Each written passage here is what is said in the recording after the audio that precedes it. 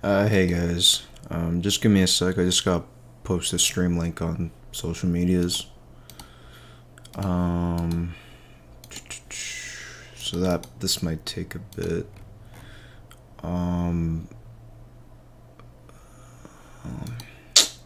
how do I get the live stream link?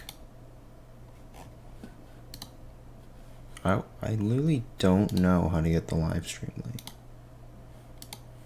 Like ever.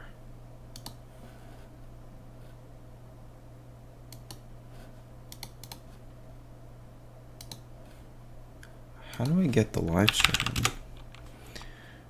Okay, that works. Oh.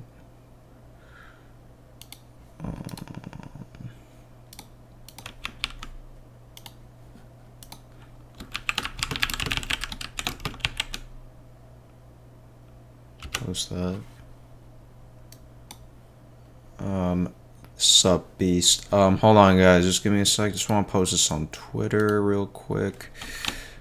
We are live working on new tutorial series involving PlayFab and Unreal Engine. You can join us here. And then just random hashtags.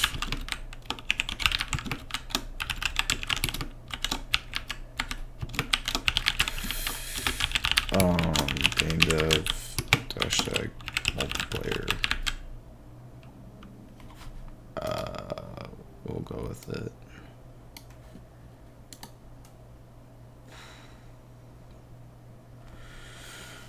Okay, so we got a comment already. I think we posted everywhere, so we're on. But I saw a message. Okay, I don't like PlayFab because you can't change leaderboard stat names, only progression. Could you? I'm pretty new to PlayFab, so if you could elaborate on that, I would really appreciate that, Shell. But thank you for tuning into the stream because I'm not.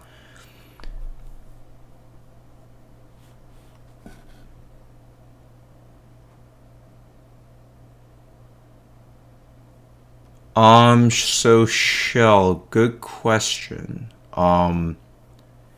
So we've already kind of covered that stuff, like eight REST APIs in Amazon, AWS, like Lambda, Cognito, GameLift. We actually made a tutorial series about that already. For the most part, let me just try to find it.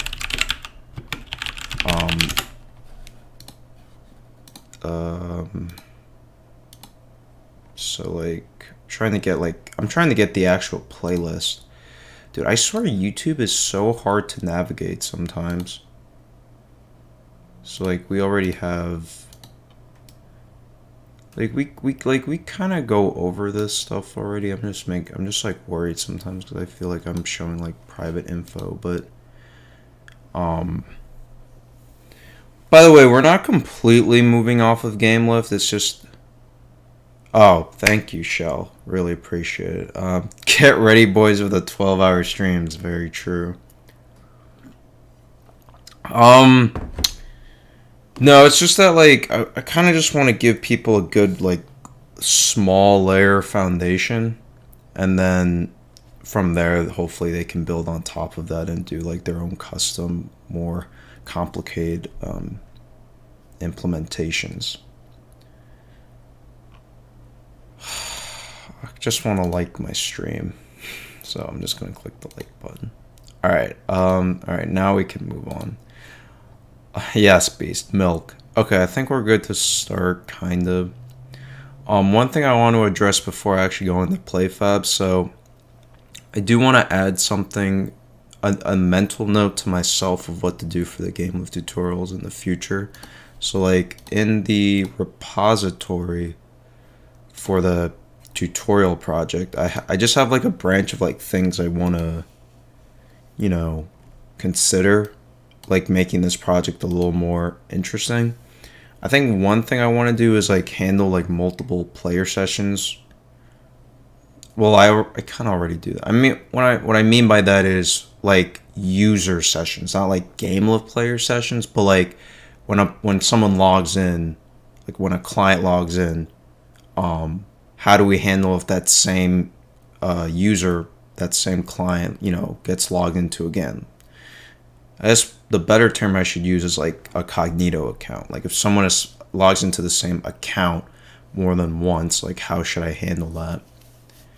Because I made a forum post recently about, and I guess it is kind of a glitch, I guess because of the response, but for people who do know the tutorials, there's a function called on update game session that usually gets invoked when for a few reasons. Either a backfill request gets fulfilled successfully, a backfill request, actually we have it here, fails for an internal server reason, so on the AWS side,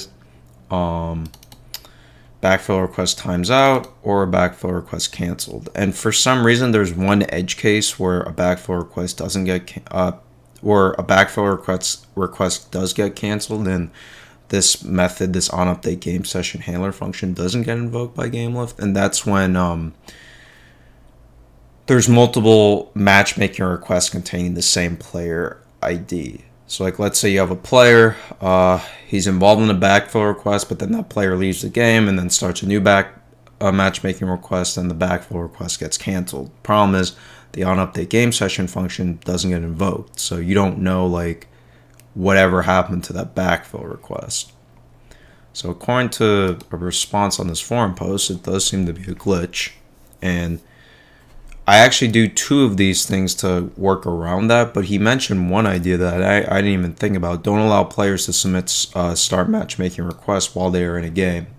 And how you would go about that is basically, okay, if when a player is making a matchmaking request, so right now we do that through a Lambda function, and that Lambda function, you can basically call to describe player sessions and then pass in a player ID and filter it on active game sessions. And if you get any active game sessions, then you know that a player's in the game, so then you can stop that request. So honestly, this is actually really useful. So I'm gonna just modify this my issue on this repo. How much?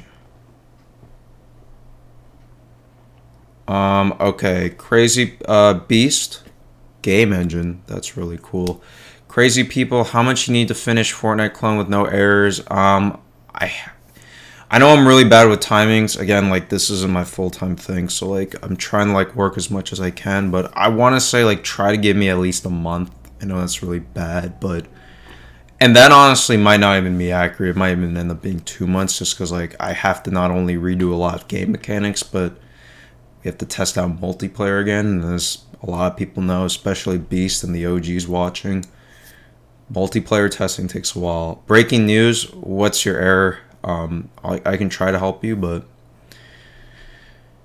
errors are kind of hard to debug. I mean, especially on the client side too. I've actually found that client side errors can actually be a lot harder to debug than server errors.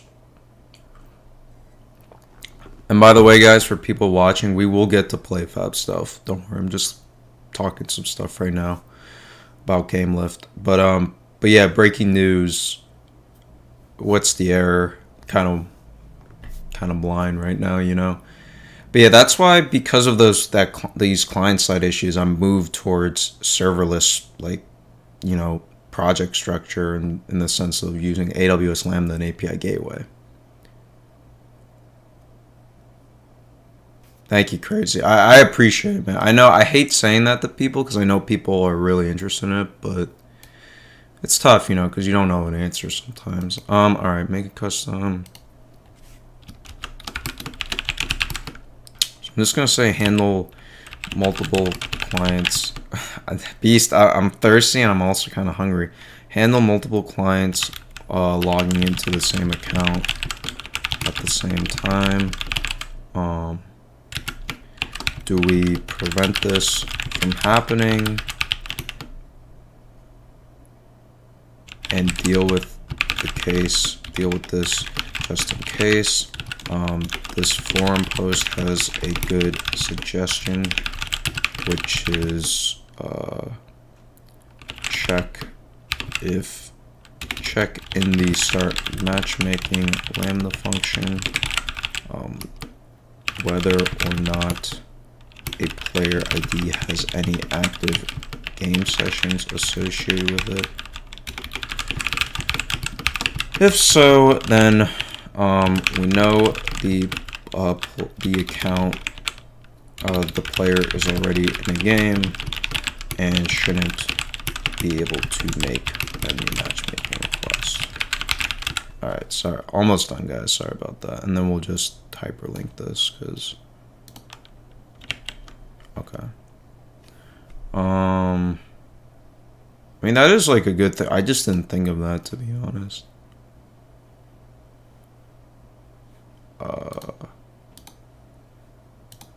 Not copy, edit. Try to prevent this from happening and deal with this scenario anyway, just in case it ever happens. This forum post has a good suggestion, which is check and you start matchmaking. We know the player's already in, shouldn't be able to make any matchmaking requests. Okay.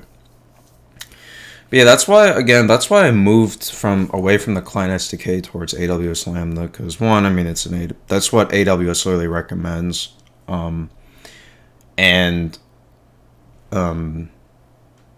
it's just easier. I think coding at least for me, coding in JavaScript is way easier. I mean, I don't know if you guys have a preferred coding language, but definitely for me,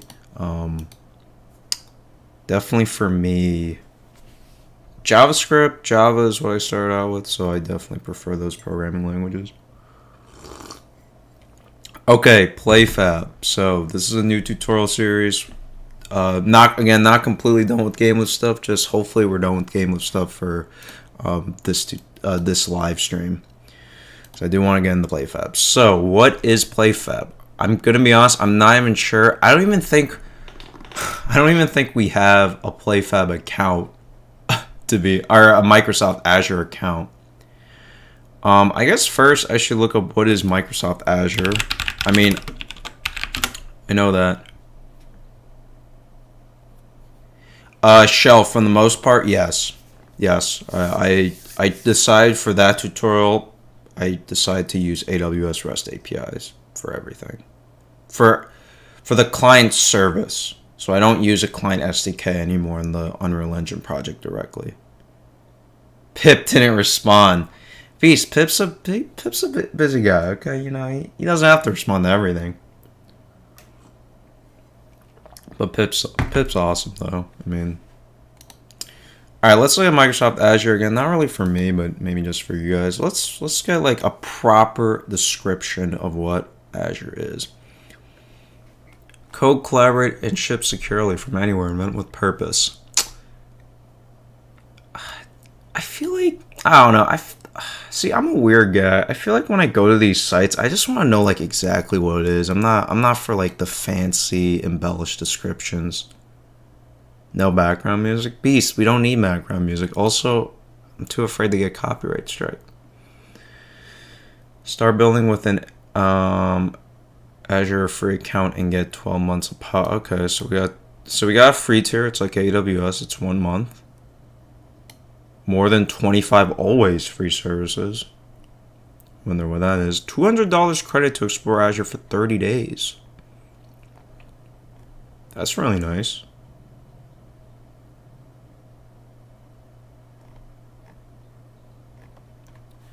Okay. We'll look at the overview. I just want like a good description of what it is, just to like properly get myself in this. I know like kind of what it is, but you know, it's good to look anyway. Microsoft Azure is an ever-expanding set of cloud servers to help your organization meet your business challenge. It's the freedom to build, manage, and deploy applications on a massive global network using your favorite tools and frameworks. Be future ready. Build on your teams. Operate hybrid seamlessly. Hybrid cloud. I don't know. What is hybrid cloud? Cloud to me just means cloud. Get security. Okay. Breaking news. You gotta give me more information, man. I'm sorry. Like, you gotta tell me, like, maybe which video you're watching. Um, like, I'm not trying. And again, I'm trying not to sound mean, but like, I don't really know. Like, look at it from my perspective, right? If someone just tells you I'm getting an error for, and then you literally just say, breaking news, message me on Discord if you want help. I'm on the Discord. My username is Shell. Shell, I really appreciate that. I'll add you, Shell. What's your, like, number tag thing? But,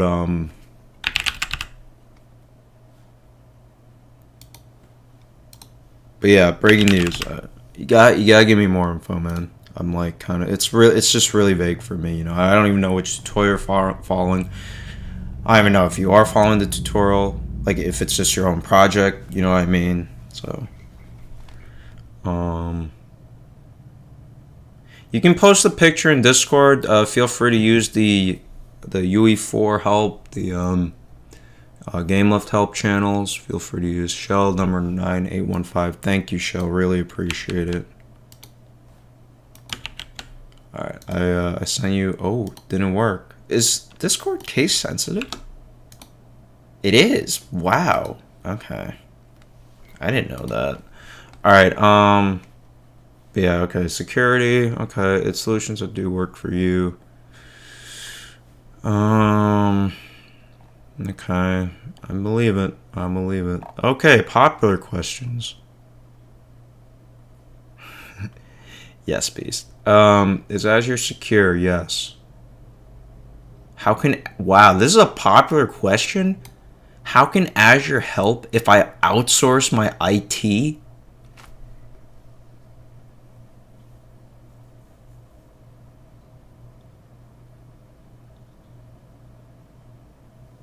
I don't understand. I don't get why someone would ask the question, and I don't even understand the answer. So, what other customers are okay? That's a popular question. I mean, I guess who's using Azure? It's not only for Windows. Will Azure really save me money?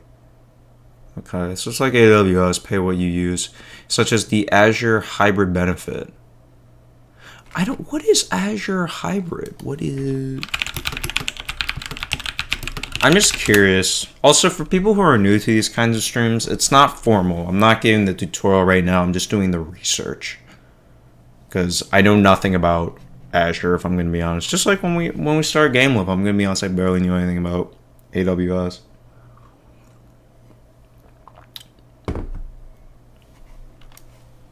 So I keep hearing hybrid cloud. Can I try Azure services? Yes. How does Azure compare to other clouds? So more comprehensive compliance coverage, data protection. The unparalleled developer productivity. I like hearing that.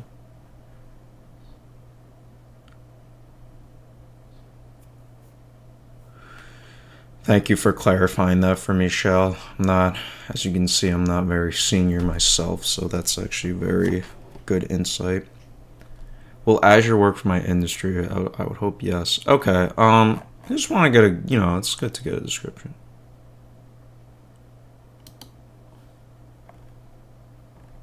You never know, Beast. This stream could last that long.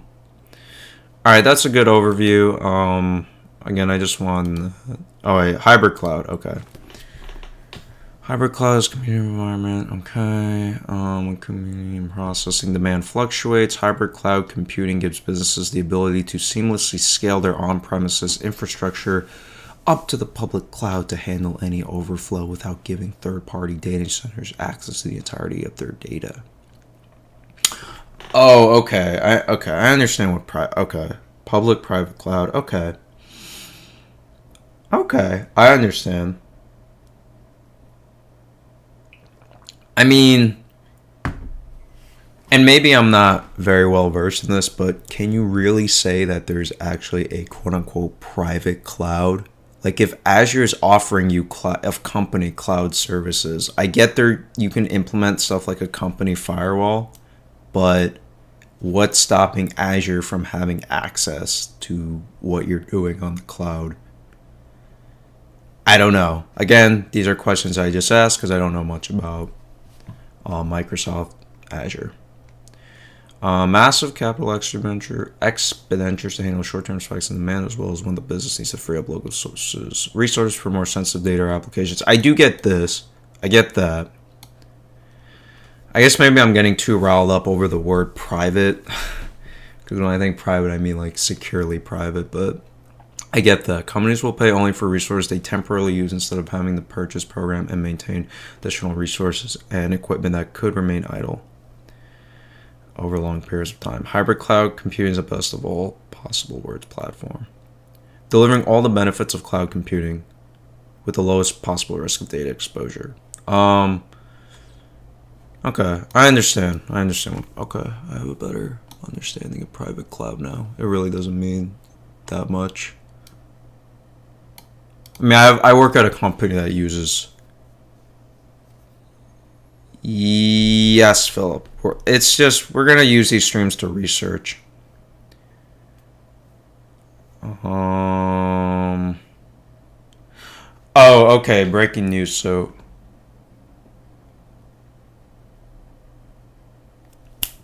thank you, Welch. Thank you. Also, yeah, the delay is gonna be really weird because I'm gonna be asking questions and sometimes I might answer them on my own. But I still appreciate the answers. Okay, so breaking news. Let me send you a forum post because we dealt with this issue. You're talking about the GameLift server SDK. See, guys, I can never get away from GameLift. I'm kidding. Just kidding, guys.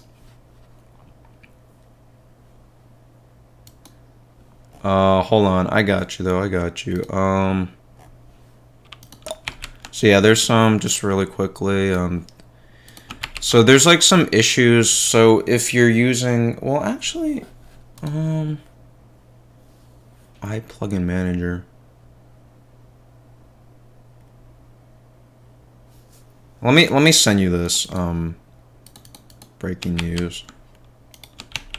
I mean, that shouldn't be happening. I don't know if you're using like a really, old version of GameLift server SDK, but anyway, let's get back.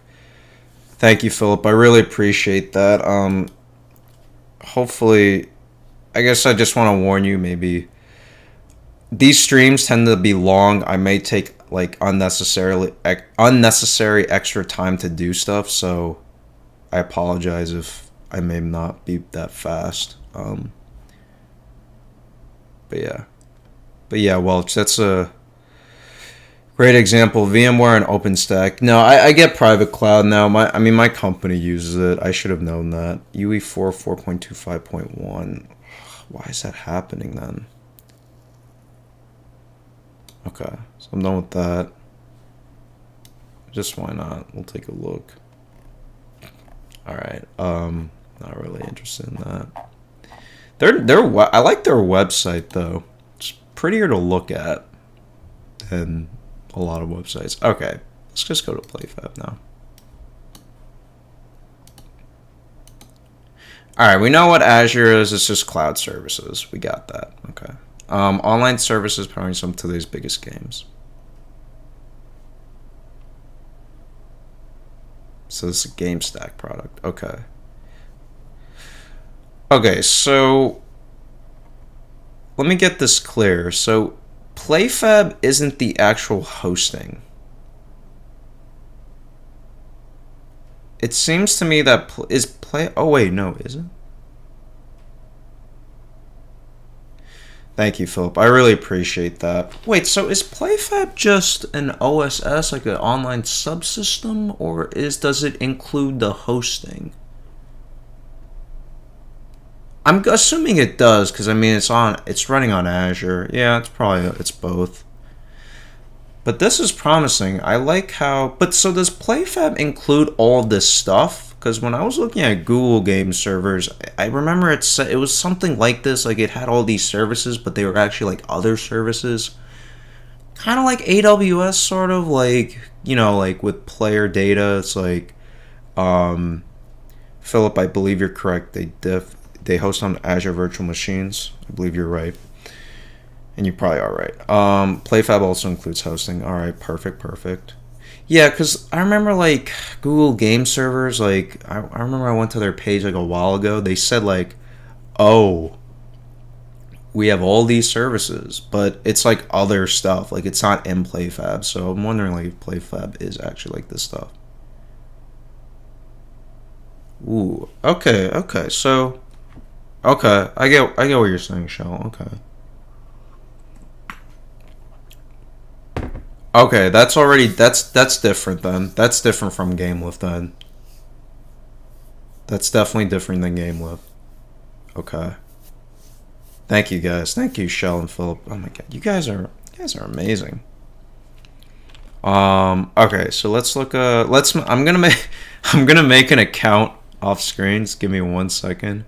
It's definitely gonna ask me for a credit card. Alright. Can anyone, or no, I won't make it people guess. I'm going to use one of our legendary emails. The classic. Actually, which email should I use for this? Program test. Use one? I could just use the flop RAM email. I'll use the flop RAM email, why not?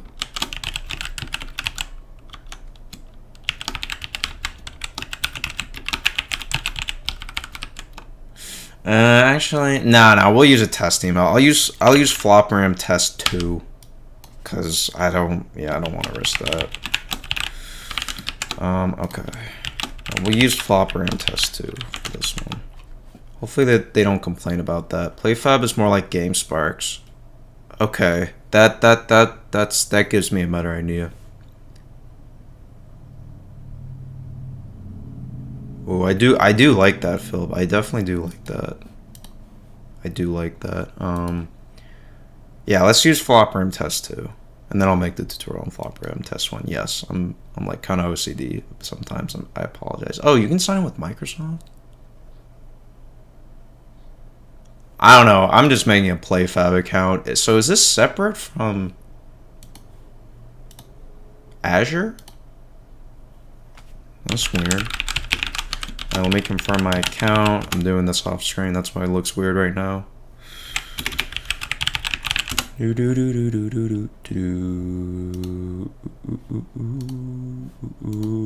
Also, just make a new scene that's just your face, but not right now. Yeah, I was thinking about that. Beast like a long time ago. All right, we're using flopram test 2. One of the OG emails. Remember this computer for 2 weeks. Nah. Oh boy, there's more information. All right, contact information. Okay. Hopefully this doesn't long, man. I should have done this earlier, probably. Where are the? All right, forget about that. The studio name, flopram. Not really, but we'll put it down. Flopram. Yes, I would like to join PlayFab's Slack channel. That sounds good to me. Phone number. It's optional though. I don't need to do a phone number. Oh, that was it? Okay. That's weird. Okay, so it's a Microsoft sign, but I made a PlayFab account? Okay. Definitely confusing. Wait, what?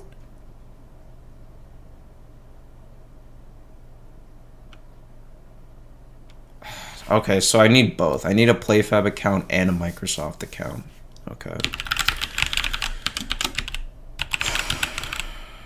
Sorry about that, guys. This is what happens when you're like me and just do everything on the fly. Slack is dead. I might as well not join. I would just put it on the BRB scene if I was you. We're almost done, Beast. Don't worry. It usually doesn't take this long to make accounts. Okay. Okay, definitely not a fan of having to make 2 accounts. Not a big fan of that. We got a nice CAPTCHA. We love the CAPTCHAs. Slack is dead. I don't know if that's true. You really think that, Philip? You think Slack's dead? I mean, compared to Discord, probably. Also, now my thing's glitching out. We couldn't sign you in. Oh, I'm already signed in. Oh, why is it? Dude, this is so weird. Alright, I'm in. Oh, what is...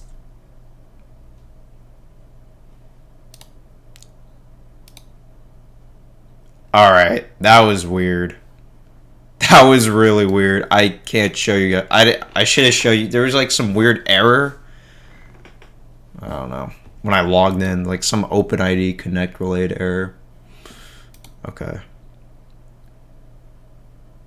Oh, Danny, well, thank you guys for the background information. It's like a history class.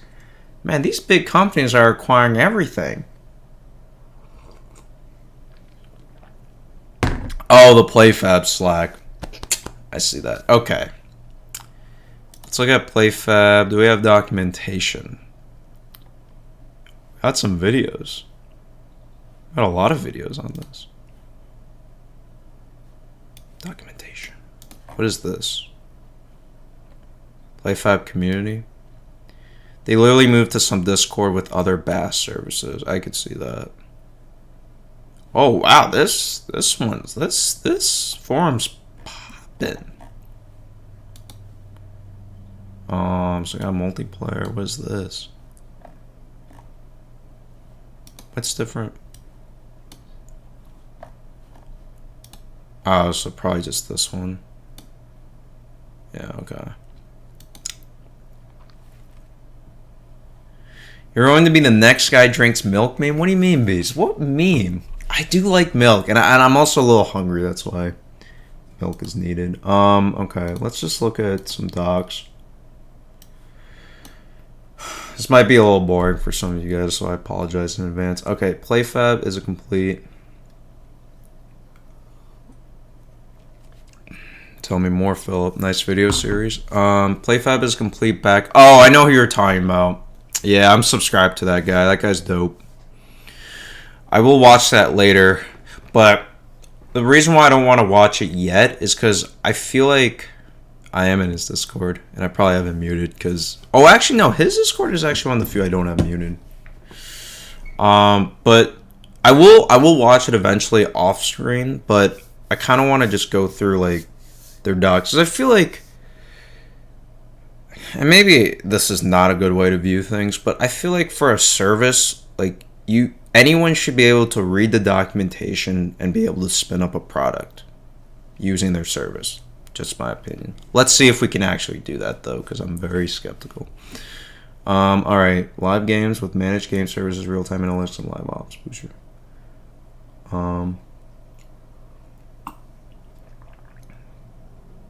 you guys see my eyes? I'm trying to read this really fast. Probably look really weird right now.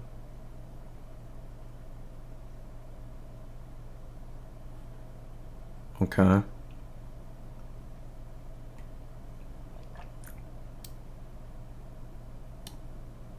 Yandir Dev milk meme. Should I look this up?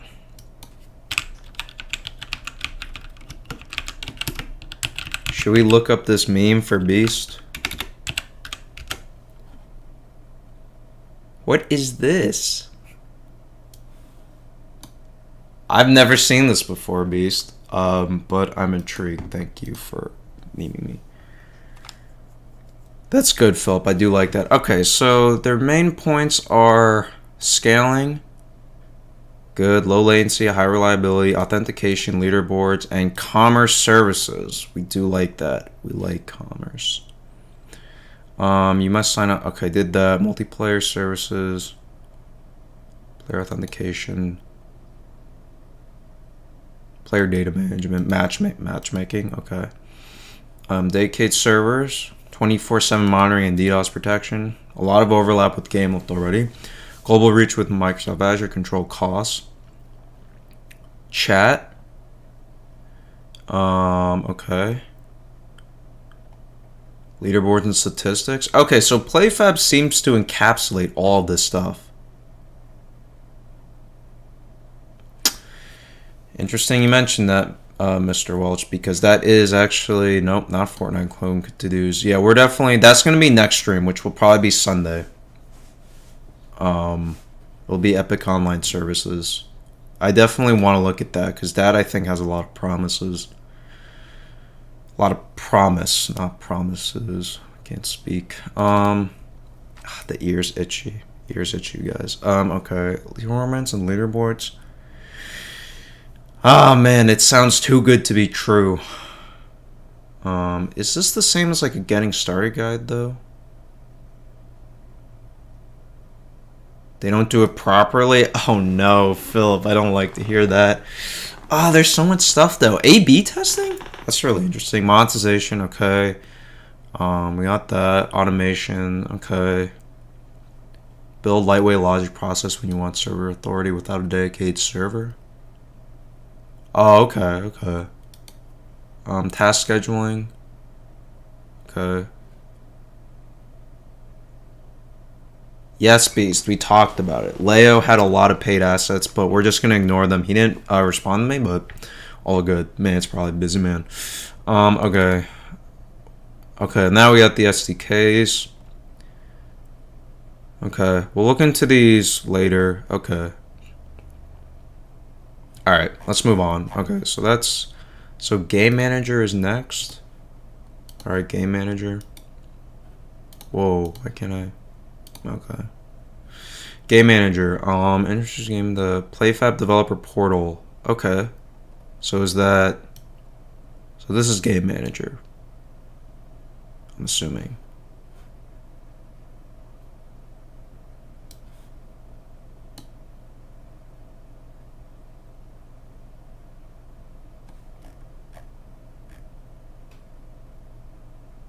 Alright, we'll do that later.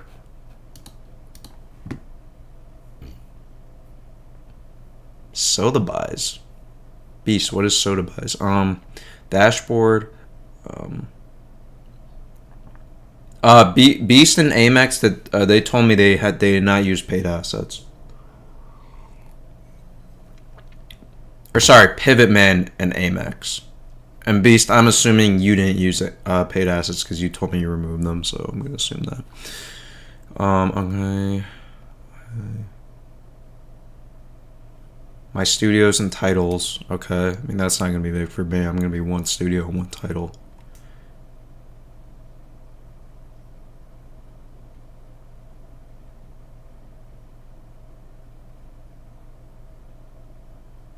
Is this the same thing as... No, that's the next section. Okay.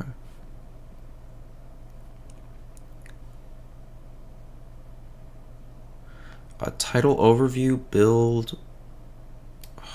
What are these linked to? Okay, that's the reference. Alright, then we'll get to... Let's move on. Okay. Did that. Okay. I don't remember going to this page.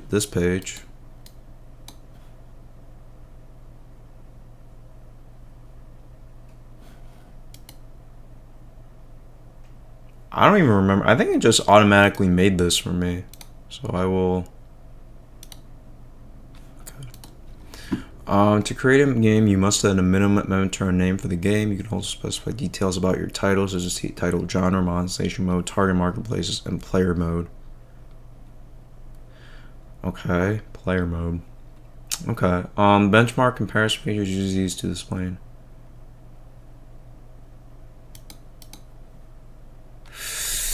Okay. I'm trying to think, like, what do I...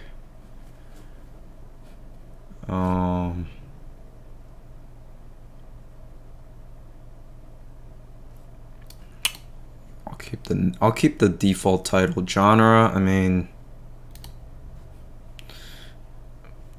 player modes. Multiplayer.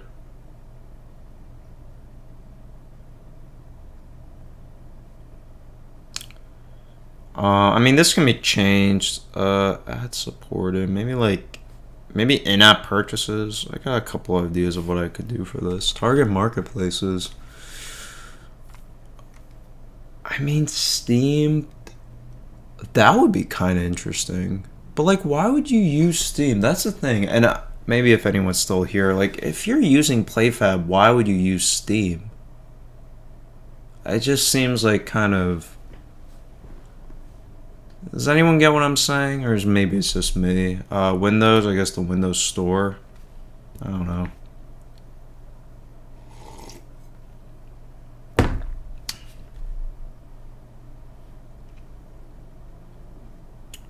I did Beast. I love that face reveal. Alright, we'll just keep with this for now. I don't know. Because we can always change them. Studios. I mean...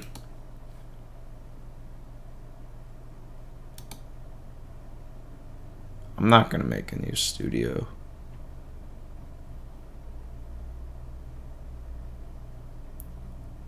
So I can make a new game.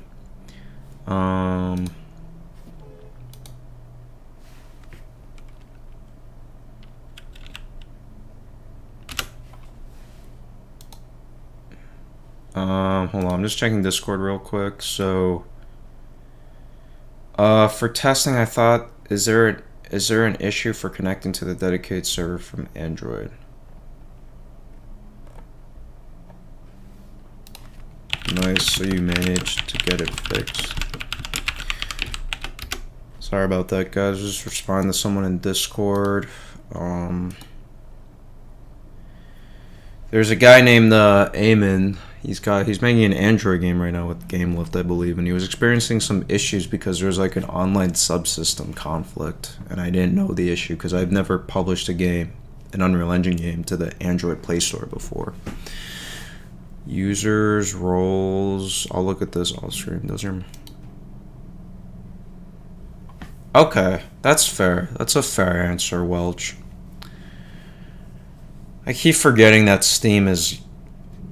A lot of games probably are uploaded to Steam that don't actually use like the Steam subsystem. They probably just upload on there and that's it. Because I know a lot of games these days have like their own OS, custom OSS. Alright, fair enough, fair enough.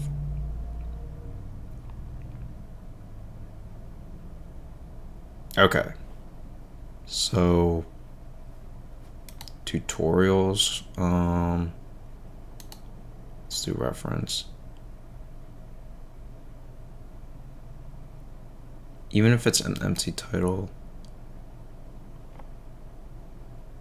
Title overview, build. Okay, so they were talking about like if I click the game. So this is interesting.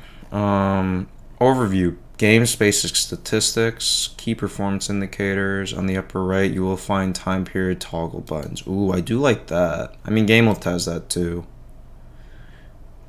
Okay. So we got unique users, API calls, cloud script processing times, cloud script functions. Is that like Microsoft's version of Lambda, AWS Lambda? Logins, new users, purchases. Okay, that could be pretty interesting. Also, going through this documentation is good because it gives me an idea of like what the tutorial would like cover. Because if PlayFab has all these services, we can definitely, obviously, it's more content, I guess you could say. Reports. Okay. Play stream monitor. Oh, that's actually really cool. Yes. Ah, darn it, Shell. I don't know what that... See, this is why I hate the stream lag, because I don't know which question you said yes to. Also, I looked it up after last night's stream because I was so curious. Apparently, YouTube's stream lag is actually barely better than Twitch's, so I thought that was quite interesting. That's actually really cool. I don't even know what it is, but it looks cool to me. Anytime you see a map of the world, you instantly go, wow, that's really cool. Build provides the foundational elements and tools to configure your game.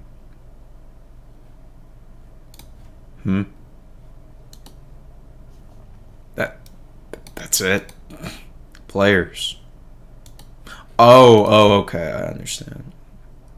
Thank you, Shell. Thank you. So players, multiplayer. So these are all like. Oh, okay. Ugh. Okay. Okay, so I gotta do that. Groups. Okay. Groups. I get that. Automation.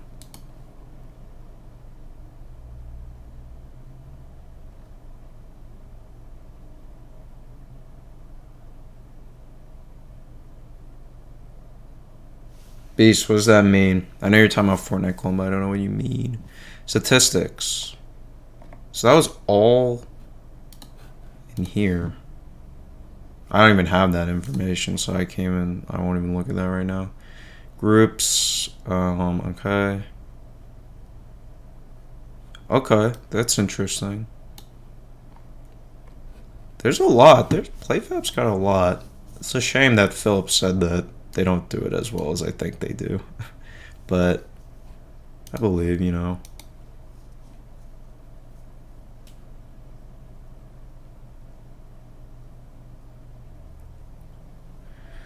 They got a lot going on though. I'm definitely not underestimating them. They got a lot of stuff going on. That's oh no. Mercator projection. Beast, I'm sorry, I don't know what you mean. I don't even know what a Mercator is. Engage. Okay, so here's the leaderboards, economy, content. Okay.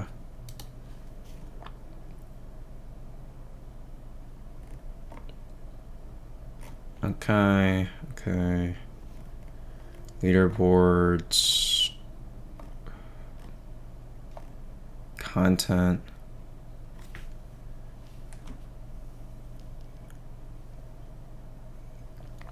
I feel that, Philip. Yeah, I mean, that's a shame that they're not using sockets. Thank you, THXTNT the gamer. I don't like that.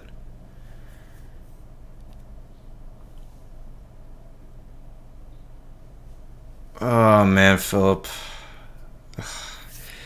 But it's good you're telling me this now because I'm gonna later find this out anyway. More content.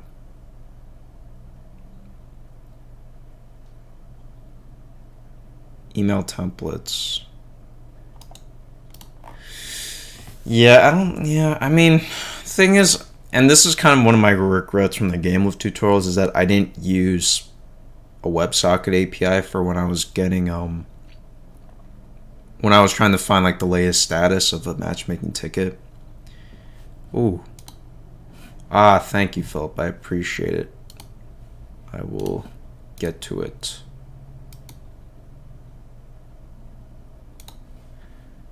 Dude, Beast thinks I'm going to be a meme. I'm not going to be a meme. Speaking of memes, I was a little upset. Well, this actually might have just changed. So I'm not even kidding. When I said on Discord that we reached 2K, someone unsubscribed. So that was like really awkward. But all good. Anyway. But yeah, I appreciate that, Philip, aka Sonic. Or I don't even know. I don't know what to call you. I'm just calling you Philip. Never mind. Alright, so analyze. Okay, so I'm okay. So profile, PlayFab news.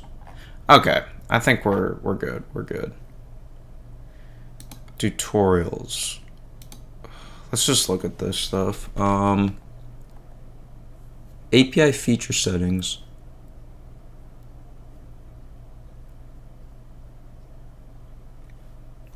Sonic. No, I just want to be careful. Some of these checkboxes are obvious. What is this? Remember the complete noobs. That's what everyone calls me online. Fair enough. Wait, what API feature settings?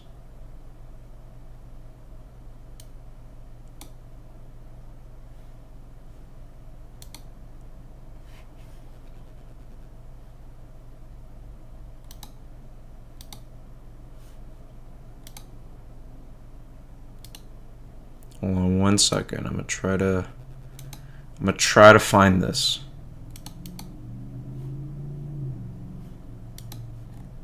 Go to game manager.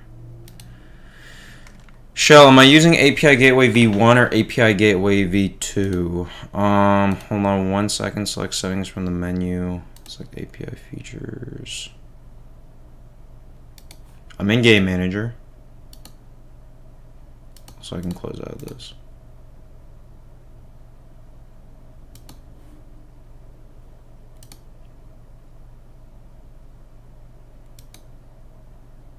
Oh, okay. Title settings. It's broken right now, TNT Gamer. Hold on. You said API Gateway v1.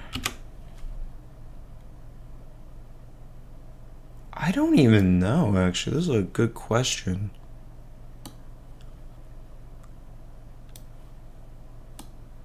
Oh, okay.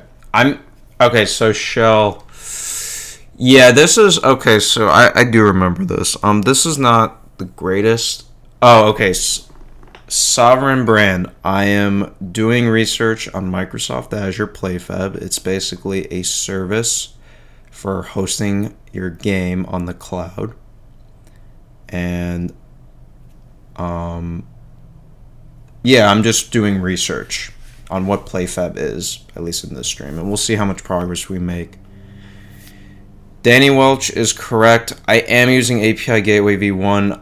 I do remember the HTTP APIs were in preview. I remember when I was doing the streams, but then like by the time I was done, they weren't in preview anymore, and I wasn't expecting that.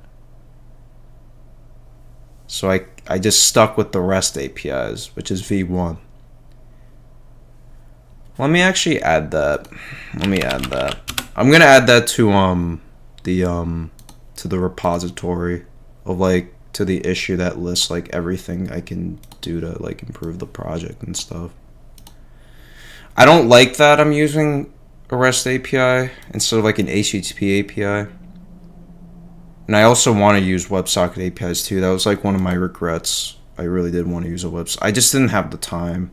But so where's the WebSocket API?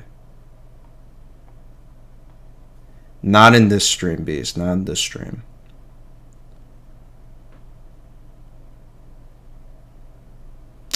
Did I not use WebSocket? Oh, okay. Replace. Okay, and replace. Not tonight, Beast. Not tonight. Replace. REST API with HTTP API.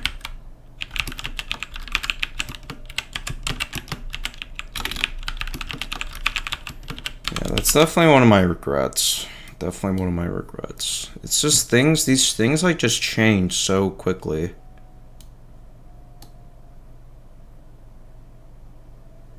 I've heard that, Welch. I've heard they're cheaper.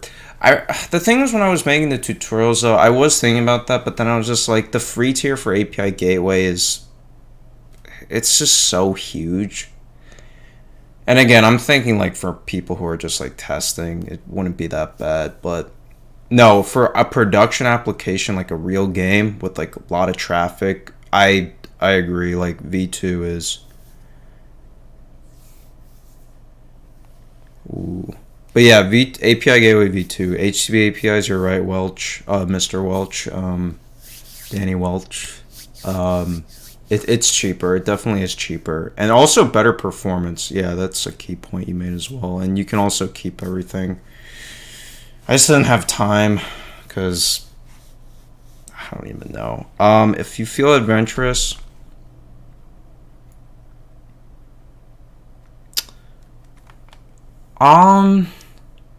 is there an advantage to hosting on Photon versus, or what is Photon? I'm sorry, Philip. Maybe you can help me with that as I keep going with this. So this is just, why is this under the tutorial section? This is like more of like an overview again. So API features. Oh, wait. Is this okay to be leaked? Nah, whatever. I don't care. So API features. I don't see this thing on the left. They got a 2018.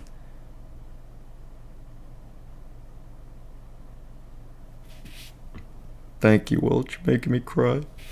No, that's really nice, guys. You guys are honestly too kind. I think it's the best I could have done. I do wish someone more knowledgeable on this stuff would make a tutorial. That would be amazing.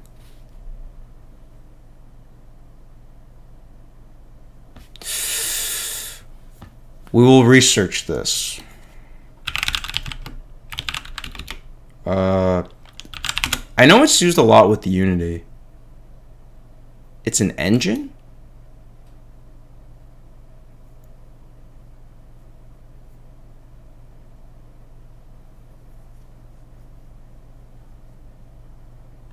Mercator projection.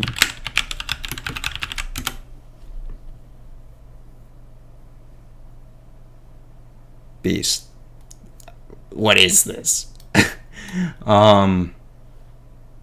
Let me just look at PlayFab Photon exam. Oh, if autofill that for me.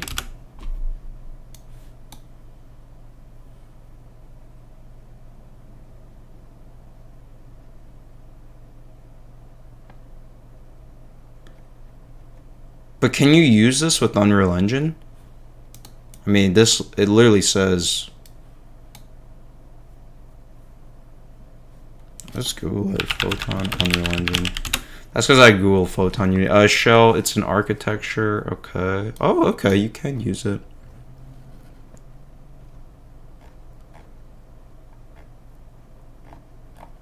I'll have to do this another time.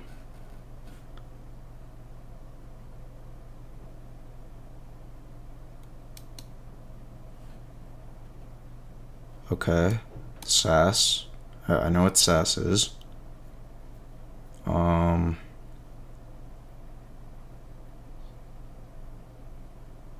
Okay. Is a on-premises server application you.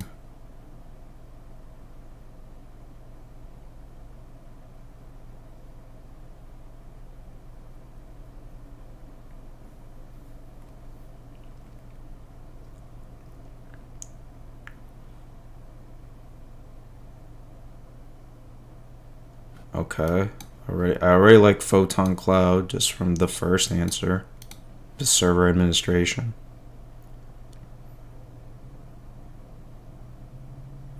Okay, so one's managed, the other isn't. That's what I'm getting at right now.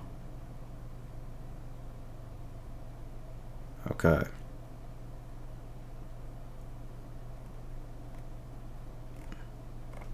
That's the key.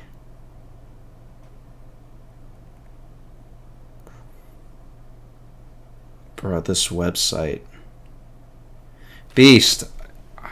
I don't know what geography is. I'm sorry.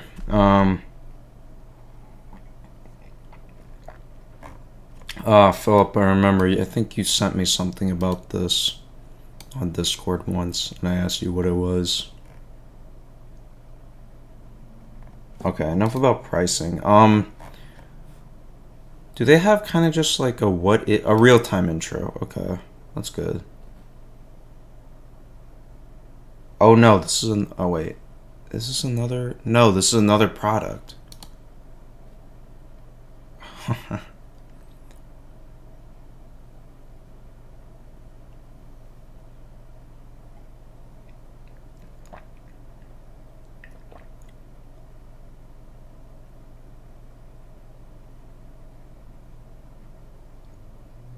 Sorry guys for being really silent. I'm just trying to absorb this.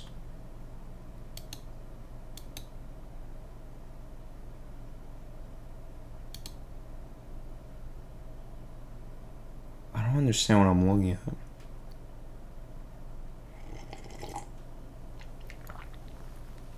Thank you, Shell, for the comment. Cloud is more expensive compared to server. Makes sense. It gets worse as you scale up. If you try to use a lot of API requests with their cloud version, the costs are pretty high. I can definitely see that. Oh, they even have this. Oh, I was just on this.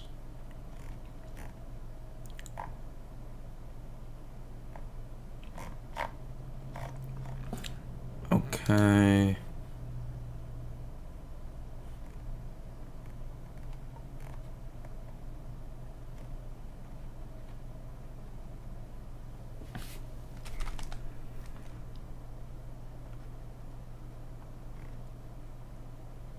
I see. That makes sense. Visual Studio VSX, Visual Studio Assist. Is that what it is? No, that makes sense for MMORPG.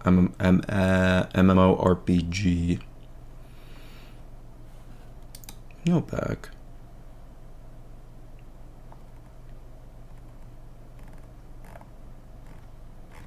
Why is this website? Why do people make their website like this? I don't understand. VSA.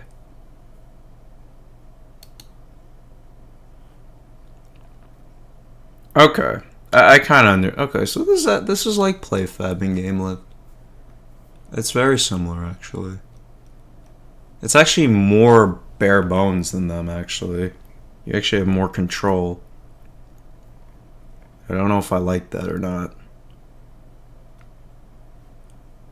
I mean, if you can control the load balancing, then that's pretty interesting.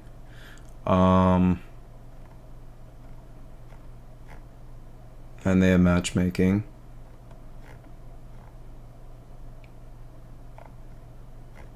This is interesting, though. I know I'm scrolling through this. Oh. Alright, thank you, Philip. But we have to go back. Actually, let me just bookmark this, though. I'll bookmark all this stuff. I usually bookmark stuff. I bookmark stuff and then I never go back to it in the bookmarks. I just like to bookmark things.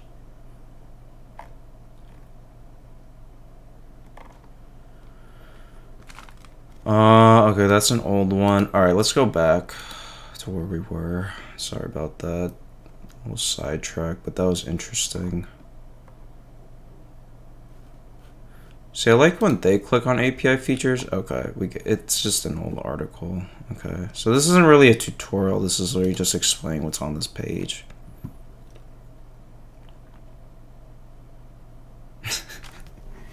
Warning, enabling this feature may allow clients to cheat. I love that. Same thing. Same thing.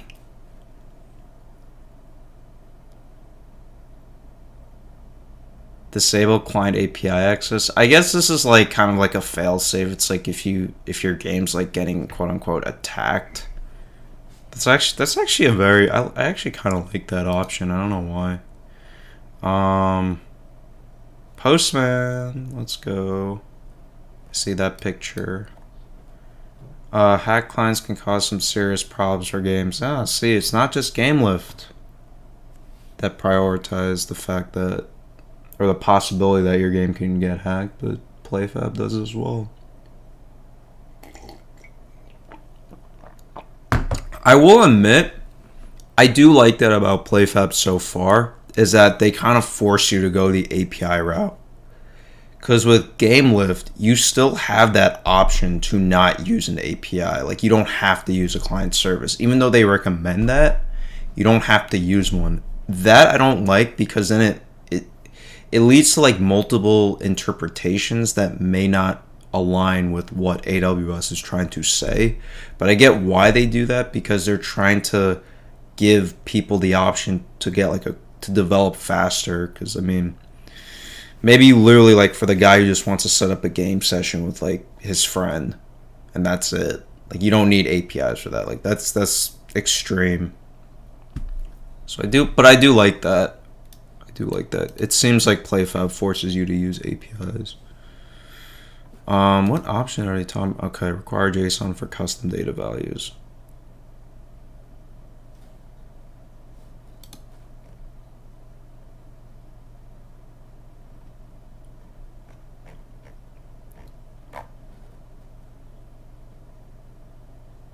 Player IP address obfuscation.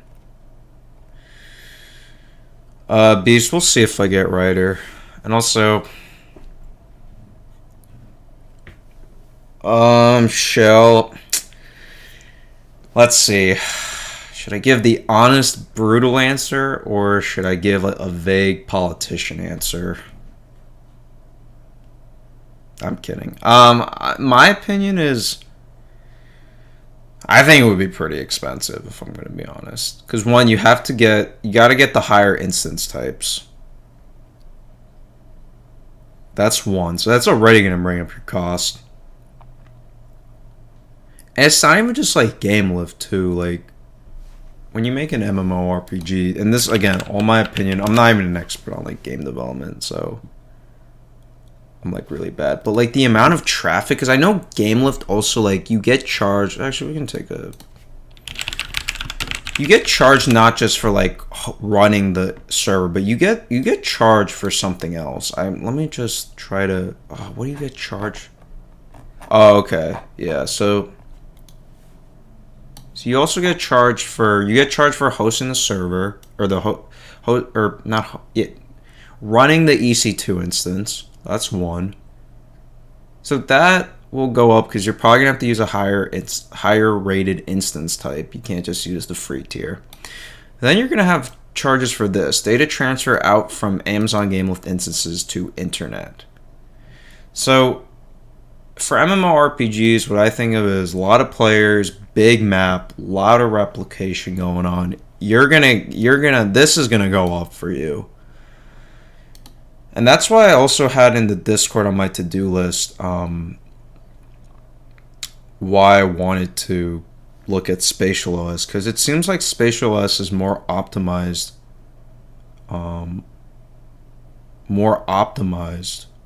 for like MMORPG type games. But that's what I've heard. But yeah, this is gonna kill you for an MMORPG, in my opinion. And then these are just the pricing examples. That's it. The free tier isn't bad though. You do get 15 gigabytes, so of bandwidth before you start getting charged. Bandwidth out. Sorry. I don't know why I didn't just close that. You get charged for API calls and PlayFab. So but there's a free tier, right? Right, Philip? I'd assume so. Why am I here? Oh, this is the tutorial. All right, enough. Also, I'm gonna try in the streams. Like, I remember back when I was doing the GameLift streams, I'm trying to keep my tabs under control, because I remember last time I had way too many tabs open. Like, it was terrible. Yeah, so we're just gonna close these tabs. All right, so that's that. Audit logs. I don't think I need to look at this stuff. Oh, PlayFab. Oh, okay. PlayFab allows you. Oh, actually, let me go back to this again. Audit logs. That's actually kind of interesting. Okay. I mean, Amazon has that. Do they have that? I think you have to set up audit logs. Like, it's not automatic. Ah, nice, Philip. Nice. We like that free tier. Okay, this tutorial shows you how to enable encryption for your client. Okay.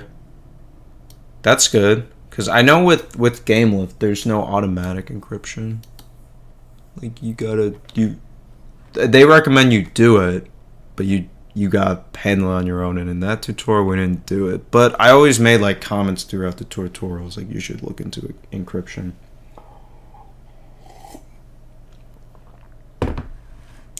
Yes, Beast. The Chrome tabs. I remember, I think I ran, like, Task Manager once, and I showed the stream, like, look how much RAM I'm using. It was really bad. And I only have 16. I mean, 16 gigs is a lot, but the amount of Chrome tabs I was running was really bad. Okay, long encryptions. What does it say? You must use it from the very beginning or not at all. Okay. Okay, I understand that. Player shared secret. API policy. Change the client to use a player shared key to retrieve the public title and encrypt the payload. Also, just quick note. If you guys don't mind, you don't have to do it, but turn off ad block, refresh the stream, and pray you get an ad. Thank you. If you want. Standard API, okay. Hey man, I mean, if you offer encryption, then that's good enough for me. Change the client to use a player. Okay. That's actually really neat, though. I mean, and I don't know, why is it in this section? Nah, their documentation is, like, kind of interestingly organized so far. Yes, breaking news. That's amazing. I love hearing that. I don't know how I helped you, but thank you. You're welcome. I love it. Okay. Okay, I get this, kind of. Okay. But we're not gonna look at that now. More encryption.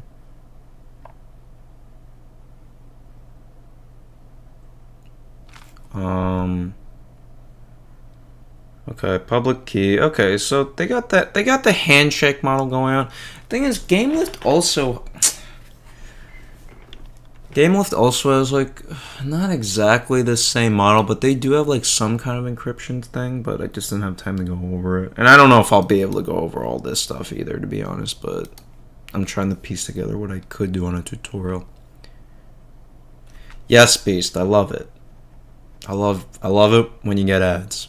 But hopefully they're not too long, because I still want you to watch the stream, because always good to hear from you. I feel like they had two sections for the same thing. Okay. Good enough. Playback user roles.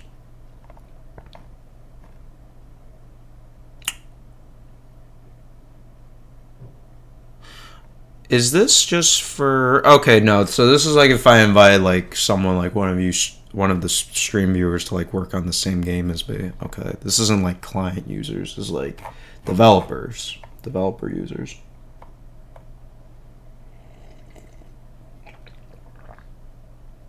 That's kind of cool. Okay, secret key management.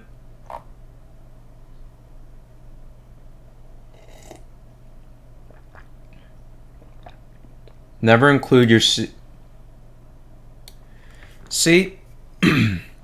I like this. See, Microsoft, they're to the point. And I'm not trying to badmouth Amazon, but they don't give you, they don't leave it open to interpretation. They're just like, bad, good. I like that. Because, I mean, it's true. I mean, it's true.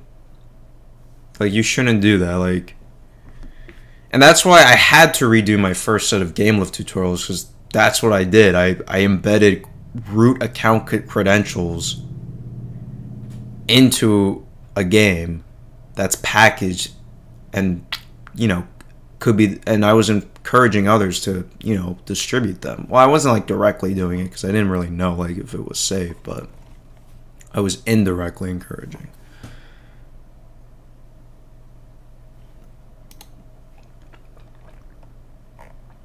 Okay. Okay, good stuff. Alright, I can keep going with this stuff, but, like, Should we just get into it, I guess? Let's just get into, like... Well, I'll look at this later, though. They know you too well. Maybe. Let's just keep going. What was the other stuff? That's a tutorial. That's just another thing. Was this the tutorial? No. Where's the thing? I probably closed... Okay, here it is. Roadmap. Why not? I'll take a peek. Improve leaderboards. That's interesting because someone here, I believe it was Shell, was talking about how the leaderboard should be improved. Okay. That's it. Pricing. Okay, I could do that. And then the other and then this tutorial is this. Alright, let's look at let me close that. Let's just go through the tutorial then. I have the same tutorial open twice. Oh wait, is that this? Okay. That's kind of weird. Alright, let me check Discord real quick. Integration is a piece of cake for PlayFab. Just get the plugin in the store for free, add it, and it's done. Ooh, Philip, I love the sound of that. I am not sure. I wait people what will say about it first.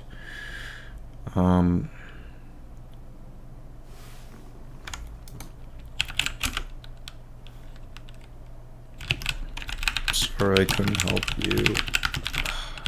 I just don't have experience with Android, unfortunately. Yeah, look. Also, just a side note, just looking at like Eamon Kamara, someone on our Discord who frequently posts.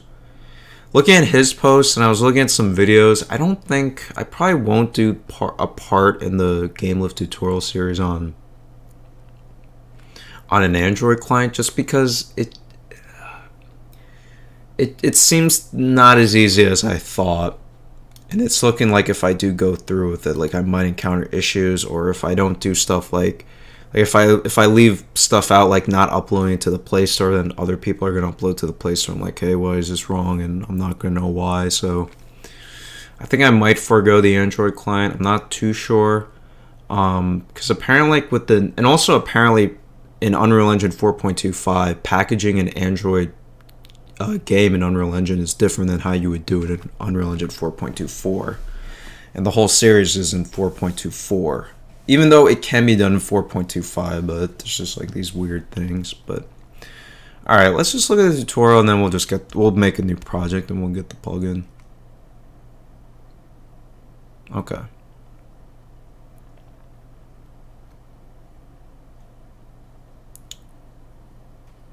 Okay.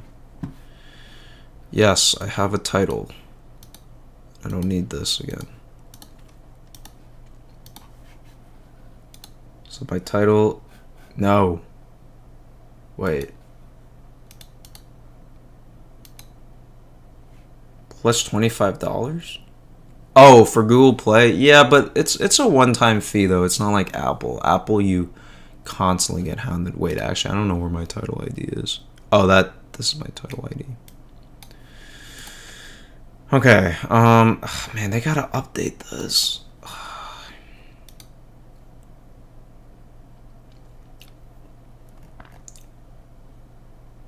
Okay, so that's all I need to make API calls. I'm sorry, Beast. You're all good. Authentication.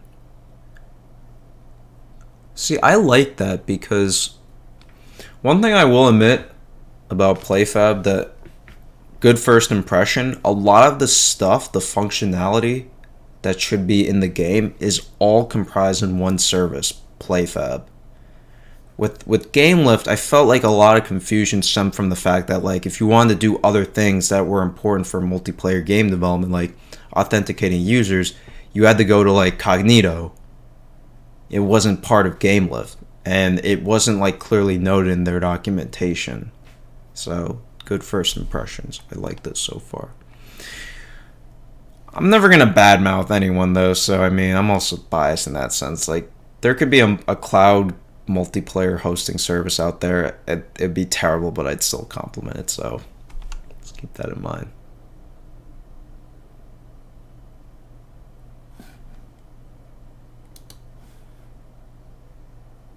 Okay, let's look at it. I'll log in.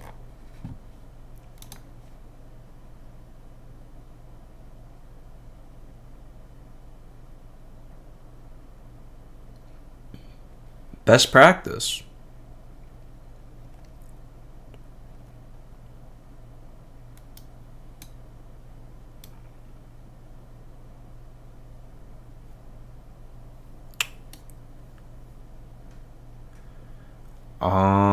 Okay, I like that.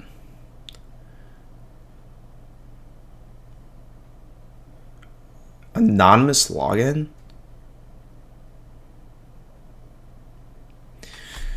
Okay, so breaking news, the answer is yes. You should have no problem packaging, if you're talking about the game with tutorials, like using that logic, you should have no problem packaging a game for Android. What you might encounter is problems related to game lift. Hello, JD. JDC. We're gonna call you JDC.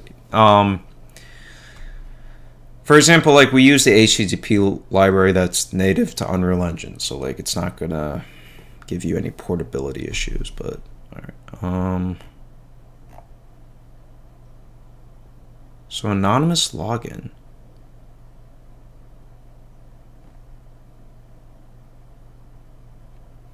Login with Game Center. Don't use it. Best practice, don't use it. I like that. Oh, wow. Okay, here we go. Flowchart.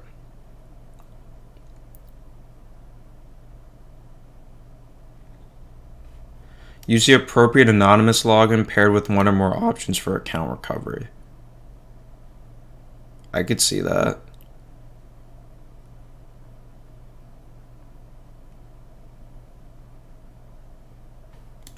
That's a good graphic.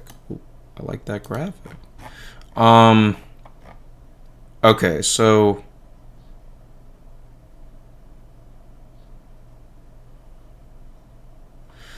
they don't like logging with custom ID though. But what if it's not an iOS or Android device?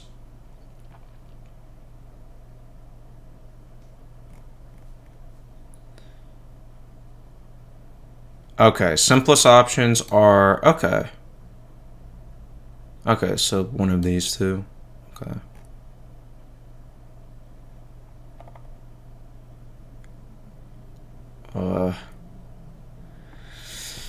PlayFab allows multiple logins with the same account. Yeah, I kind of figured. AWS kind of does too. You gotta like write some I mean, no, you gotta write some custom logic for that as well. Alright, we'll keep that in mind. Okay. Let's look at this one.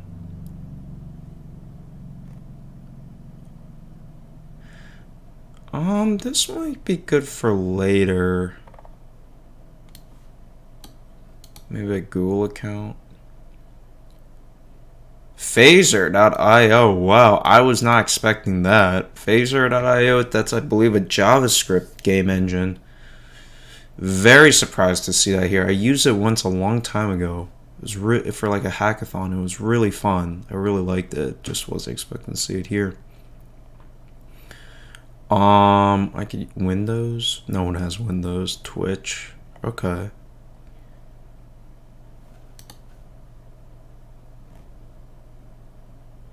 All right, I might do this one. All right, we like Google. We like Google.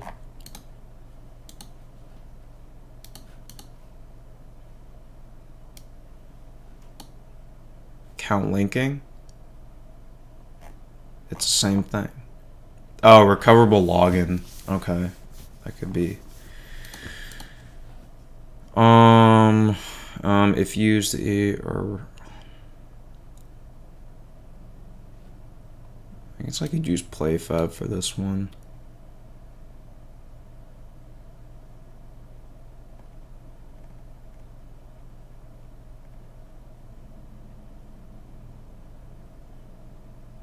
So they're saying not use anonymous login?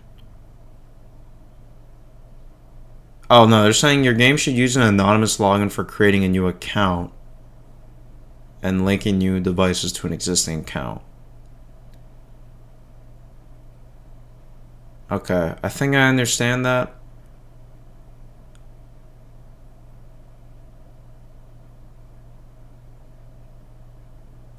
Anonymous login for creating a new account. But they're saying don't use anonymous login. But they're saying use it for creating a new account.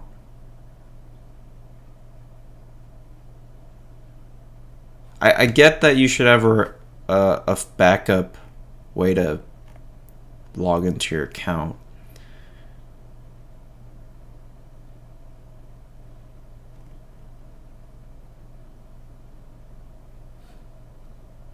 Oh, okay, no, they say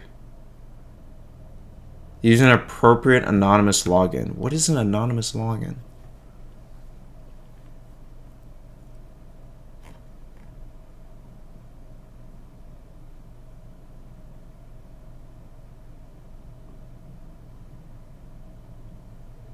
Anonymous login? What is anonymous?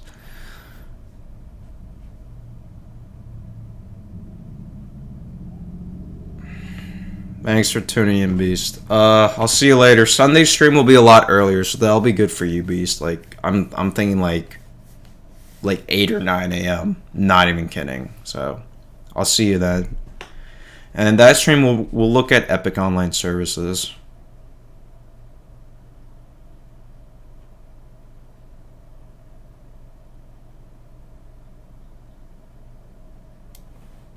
Anonymous login. I'm really afraid. Wait, why is this taking so long to...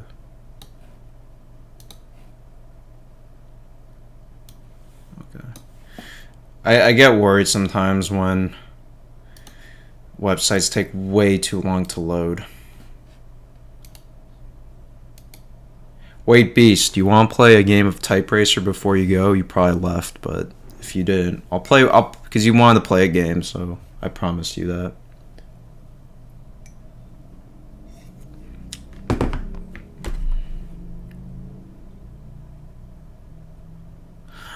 Oh, okay. I understand. Okay. Is that really anonymous login though? How's that anonymous? You're logging in as you.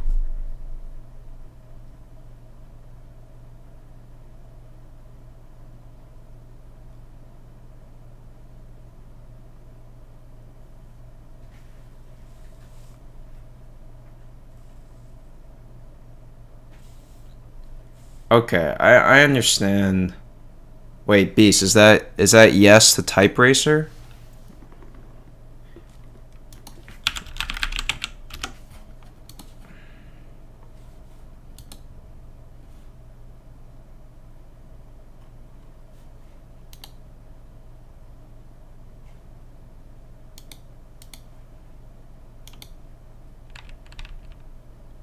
No, these streams are gonna you can come late, early, stay for a second, stay for the whole stream. It's all the same. Oh, let's go, baby. Bio interview. I hope you did well. What job was it for? I guess Gabe. Oh, he's already challenging me. Oh my god, he's already challenging me. Alright. No, but that's really good. I'm glad you got an interview. Always good to get interviews. Is it for like for a game developer or general software engineer? Maybe a specialized software engineer?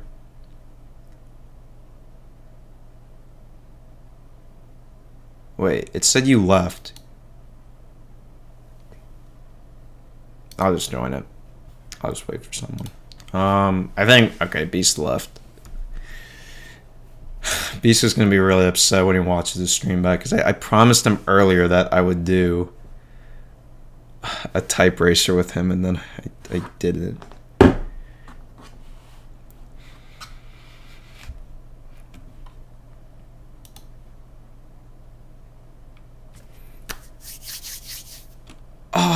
Okay. Ooh, I like that, Bio. I like that. It's always good to help college students get money to keep going to college. No problem, Bio. Take your time. Company that helps college students get money to keep going to college. I like that. That's pretty innovative. To me, at least. Because I think when I went to school, I didn't really have that. At least that I know of. Get type racer for your school. I did play this in school, though, so I don't know what they mean by that. Alright. Alright, let's go. Time to whoop me. Oh my goodness. Nah, I'm undefeated. I'm undefeated. 10 seconds.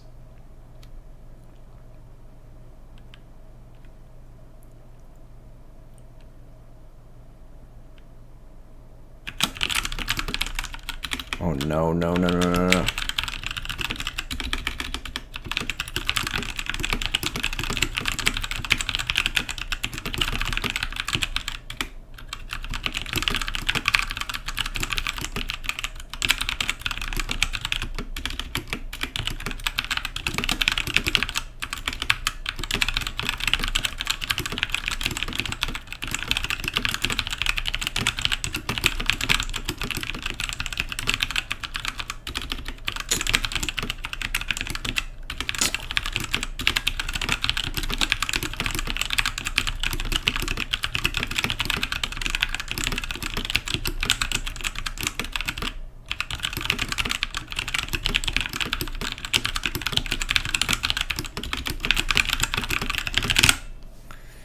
Jeez, that was really rough. But good playing with you. Good playing with you, Bio, as always. Respectable competitor. Always willing to rise to the challenge. The Omnivore's Dilemma, a natural history of 4 meals.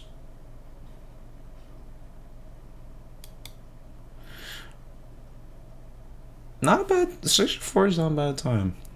Especially for that. That was like so long, too. Alright. Good playing with you, Bio. Let's get back to... Bio, get some sleep. You need sleep. Sleep's important. I know that feeling. Sleep's good.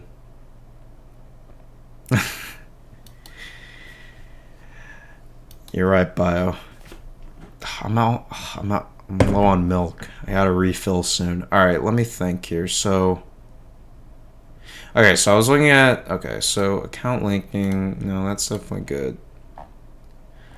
Okay, so what was I doing? Okay, so basically I was trying to understand like the best practices for logging in with PlayFab, because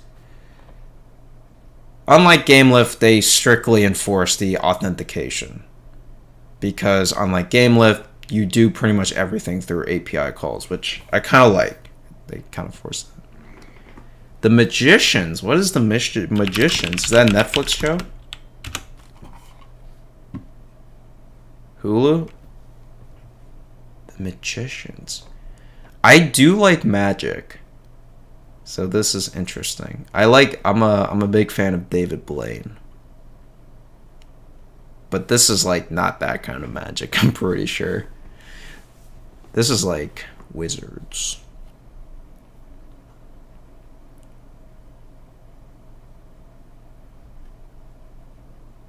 Let me look at login with custom ID to better understand what's going on here.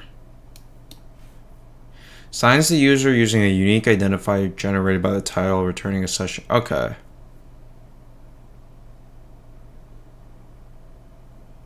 Sci-fi channel. It's magic, math, and pro. Ooh, I like that. We're gonna add that to the list.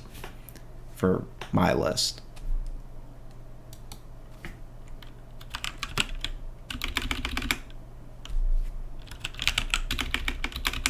Alright. of shows that I'll probably never get to. It's always good to add though. Okay, so generated by the title. Yes, session identifier. Yes, essentially. So they're saying you shouldn't use login with custom ID.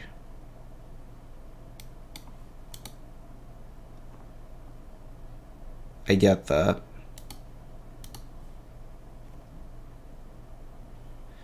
Oh, okay, yeah. I was looking at anonymous login and I was getting really confused because, like, they're saying they require 0 input from the player, but then this explanation says you still have to enter something.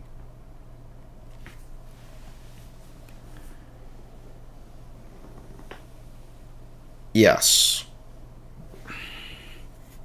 And they're saying that's bad bio, I believe. Like, or not this bad, it's like you can do it, but maybe for like a production ready game. If you want control over user systems internally on your servers, then you would use custom ID.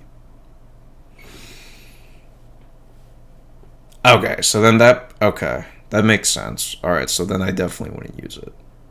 Yeah.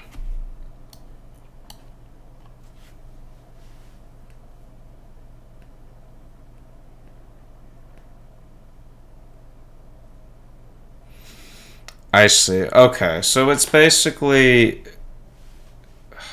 okay. Okay, so okay.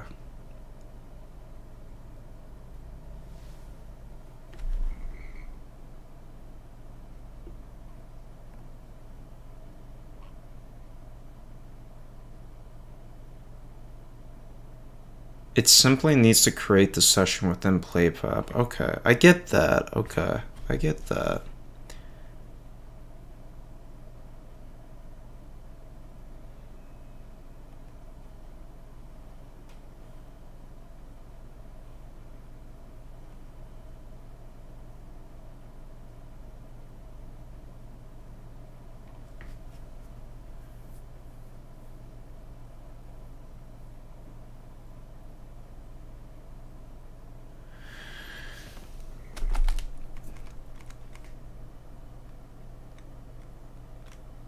So you can make a user account system, then query for an anonymous login for that user. So PlayFab does not need to know the user's information. Okay, it simply needs to create the session within PlayFab for that user you requested. So I guess my confusion is where does this UUID or identifier, where would that come from if you're logging anonymously? Okay, so I would generate it. Okay. Okay, I see. Okay. I would generate it.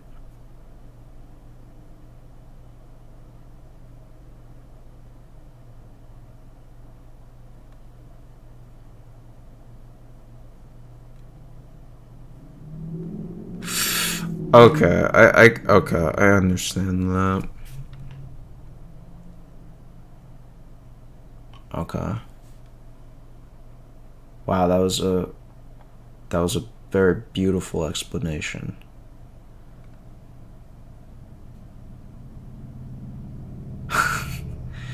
uh,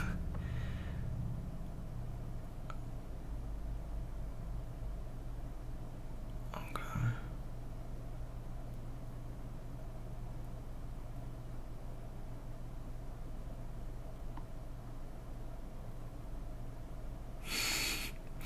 I'm sure they explained it properly. I'm not familiar with this stuff, so it's probably harder for me to understand. Okay.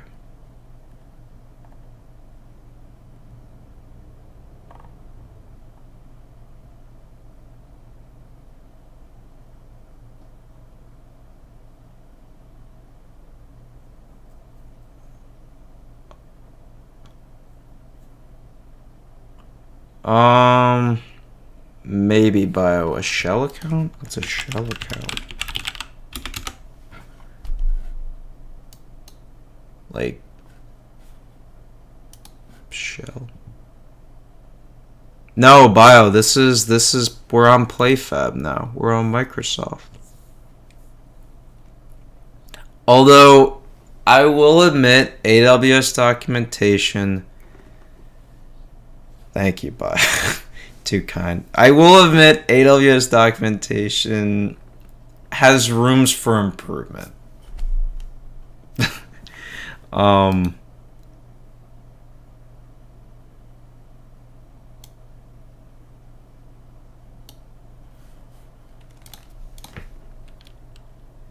Respond to someone on Discord.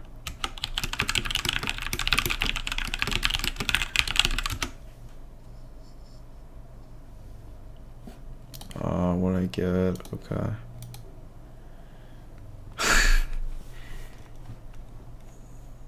Understatement. Okay. Alright, okay, so that's just more work. I'm just debating though.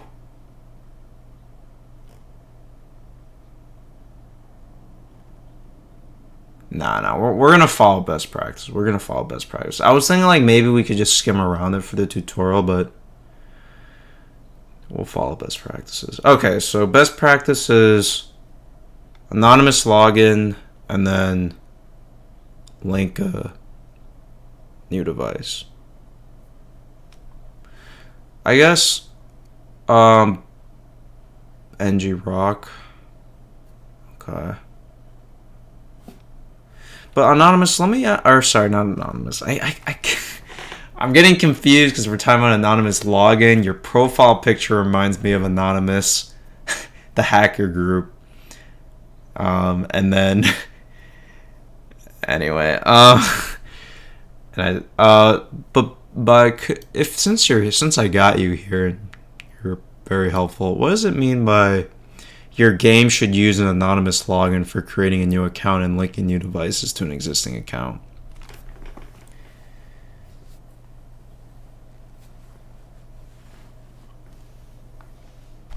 Because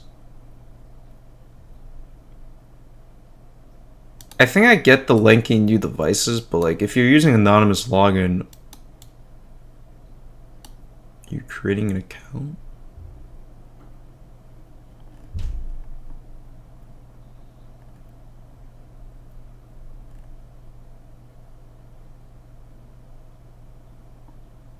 Oh, okay.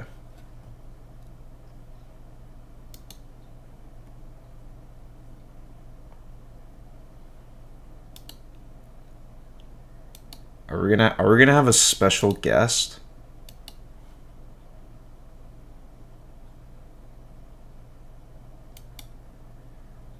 We have a special guest. This is interesting.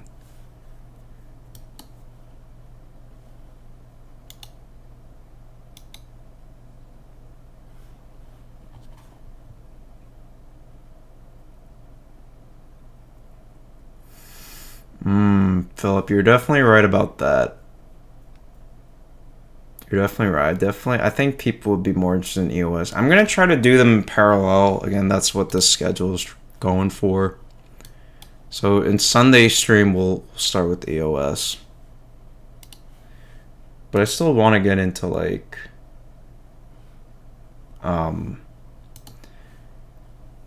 the only reason why I want to cover this is because it does seem really popular. Like, I think, like, Philip, before you came to me about this, a lot of other people have also came to me. When I say that, I mean, like, they just asked about PlayFab, and I was like, oh, I don't really know anything about it, besides the fact that it's made by Microsoft. Not made, but it's so weird these days. Just looking at some text.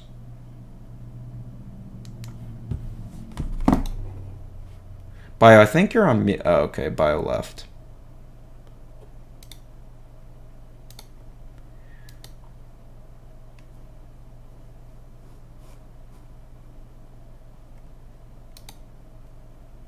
Oh, sorry about that, Bio. Hold on. Why is it? You're a VIP. How do you not have permission? What? Hold on. Bio does not have permission.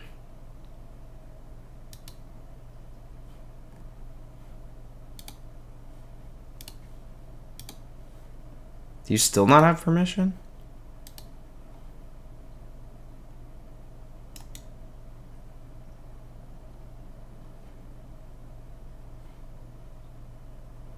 Can you hear me?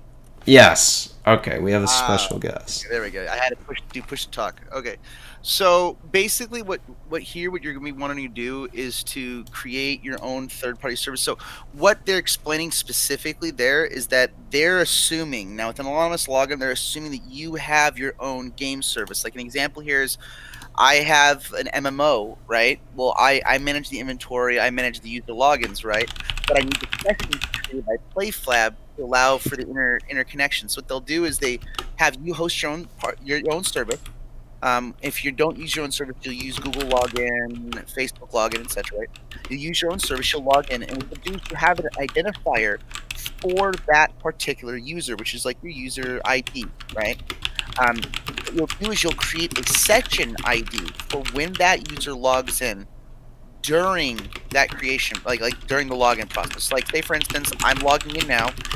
As moment I click login, it'll say, okay, person's logging in, add it to add it to whatever that's happening right with the session. Create a session ID that's unique to that user. And then what will happen from there is you're going to go ahead and query PlayFab, say, okay, I need a session created for the anonymous login of this user. This way, PlayFab doesn't actually store any of the user data. So they don't follow any federal law and such to limit them from sharing that data, because they can share that unique identifier to them, because that unique identifier doesn't actually give them direct access to the user data. So what they do is they take that data and they'll create the session and the connection utilities that are necessary and then move across that. All that is for storing a single session ID to give you the access to the PlayFab systems.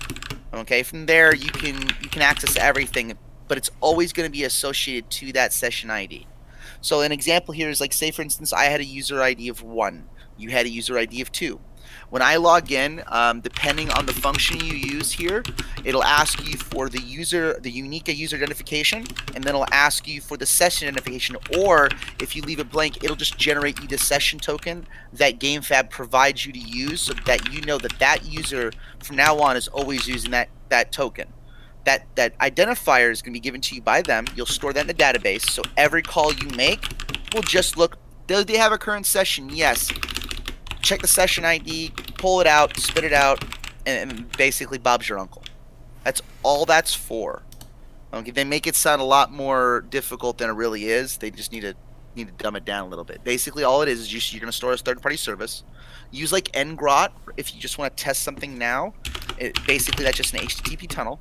And you just want to connect that over to there, and everything else is simple. It's really, really incredibly easy. It's just an identifier, which is like a UUID. You can do UUID version 4, or you can use UUID version 5. I personally prefer using UUID version 5. I'm associating a UUID to a user, and my reasoning behind this is I can take like the user identifier, like say the user ID, which could be like 1, 2, 3, 4, right? I can take that, and inside UUID 5, I can give that ID as the base value, and it'll generate all UUIDs based off that number. So for instance, if I have user ID 1, right, it's always going to be user ID 1 for me, right? Because I'm always a user ID 1. If I put that into UUID 5, it'll always be the same unique identifier, but it's again still an anonymous identifier for that user. So when you send the prefab, they'll, oh yeah, that's user 1. And then again, you can cross-reference information, because like if they send you information via a webhook or some other information type, it'll always send you that unique identifier. And they're like, okay, unique identifier is here. Okay, does this matches user 1? This means all this data is for user 1. That's all it's for. So you said there was a user ID and the session ID. Just want to. Well, normally when you I'll step back a little bit more. I'll explain from the beginning of the process. So you're gonna go ahead and want to create your own web service, which will be a Node.js application or whatever, like Python application. I'm not sure what programming language you're using, but you'll end up creating something very simple. It'll have an endpoint that'll have a login. You'll most likely create a database, which will be derived of username, password, and then ID, right? Okay. So what happens when they hit the API endpoint for their username and password? Does that match in the database? If it does, okay, this is the user identifier for that user. And then you'll take that and generate a unique ID, a unique identifier, which will just be a UUID, and then you'll send that to PlayFab. Do you see what I'm saying? That's all it's for. There's some restrictions. Sometimes they only allow you to send specific type of UUIDs. Like if you back a while ago when they first launched PlayFab, you can actually send ID numbers, like the actual number, the number associated with your database. I think they stopped that. That's why I'm saying you use a UUID identifier. Okay. So then PlayFab, does it still make the session ID for you? I think. Yeah. So what's going to happen is you'll go ahead and click on login with custom ID, open another page with it, and I'll walk you through it real quick. Okay.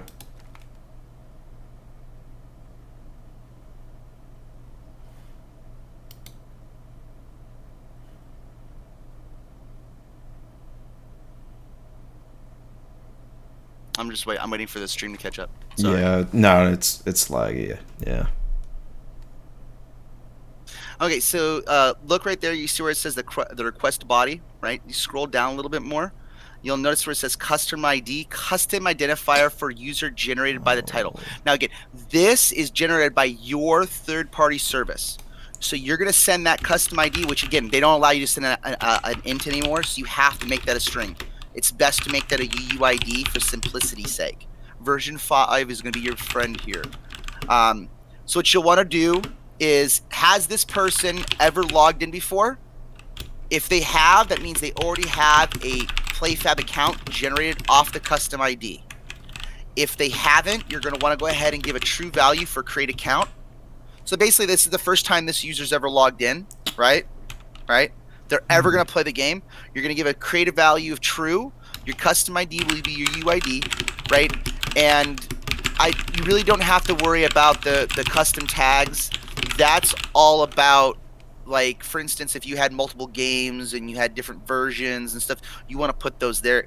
You really don't got to worry about that. The encryption data request, that basically is the whole body, the whole entire body, base 64 encoded, so that they can check the validity of the body data when you send it to them. And then right here in the info request parameters, right? These right here, you're going to open that new tab. These are the parameters you're requiring back. This is where you're going to want to require a session ID. Okay? Okay. Now, your player's secret, that's your... Actually, I don't think that's going to apply to you because you're not enterprise level. My apologies. That only applies to, like, WoW and a few other companies.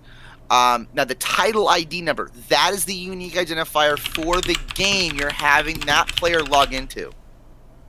Okay? Mm-hmm. So that title ID is set.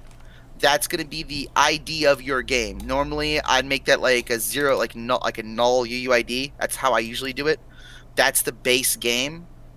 You know what I mean? So you always know if title ID is 0000000000000. Oh, that's this default game. It makes it easier unless you have multiple games, like you have multiple like game databases, multiple prefabs. It's just easier to do that for now. I'm just being honest. Oh, that works. Yeah, that works too. Yeah, that's your title. Yeah, okay, yeah, you already have that. Okay.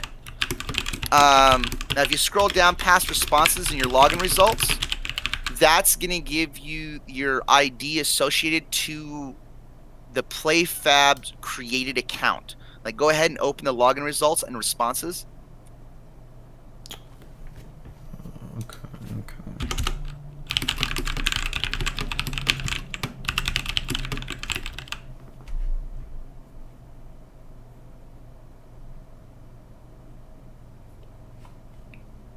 It's in the 200 responses category. Yeah, there.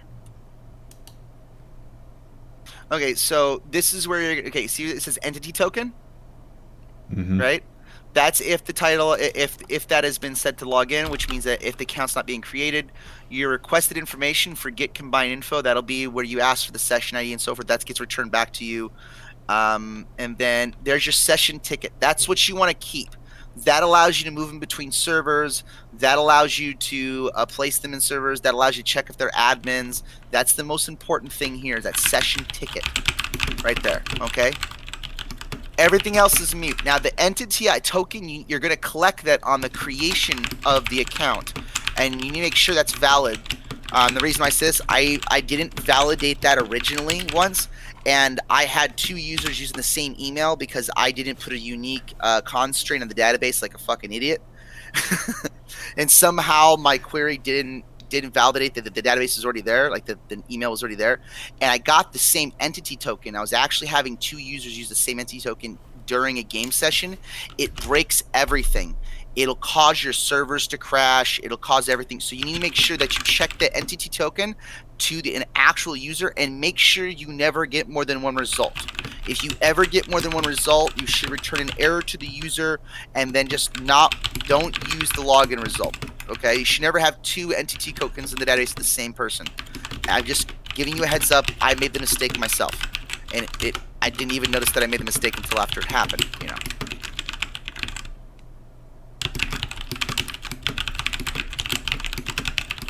Okay. Other than that, that's basically the most important things you want. There's a settings for users. If you see the object right there, that object specifically, you can designate if someone's an admin, if someone has administrative rights on your server.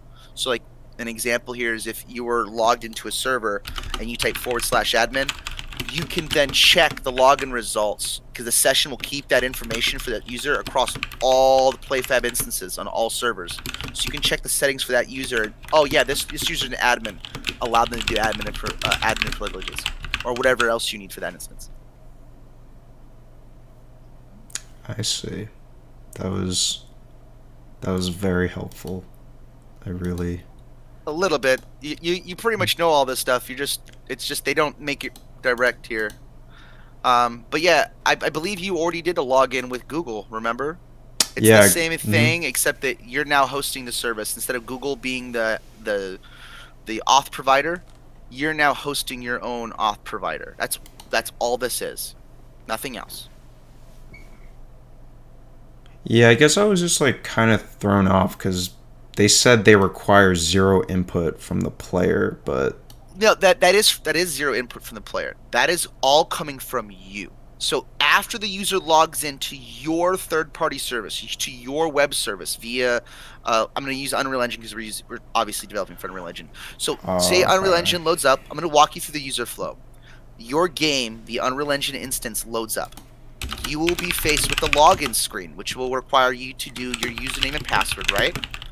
When you click login, the client itself will contact the server, say, hey, is this my credentials? The server will then identify the credentials are valid and then reply with a yes or no.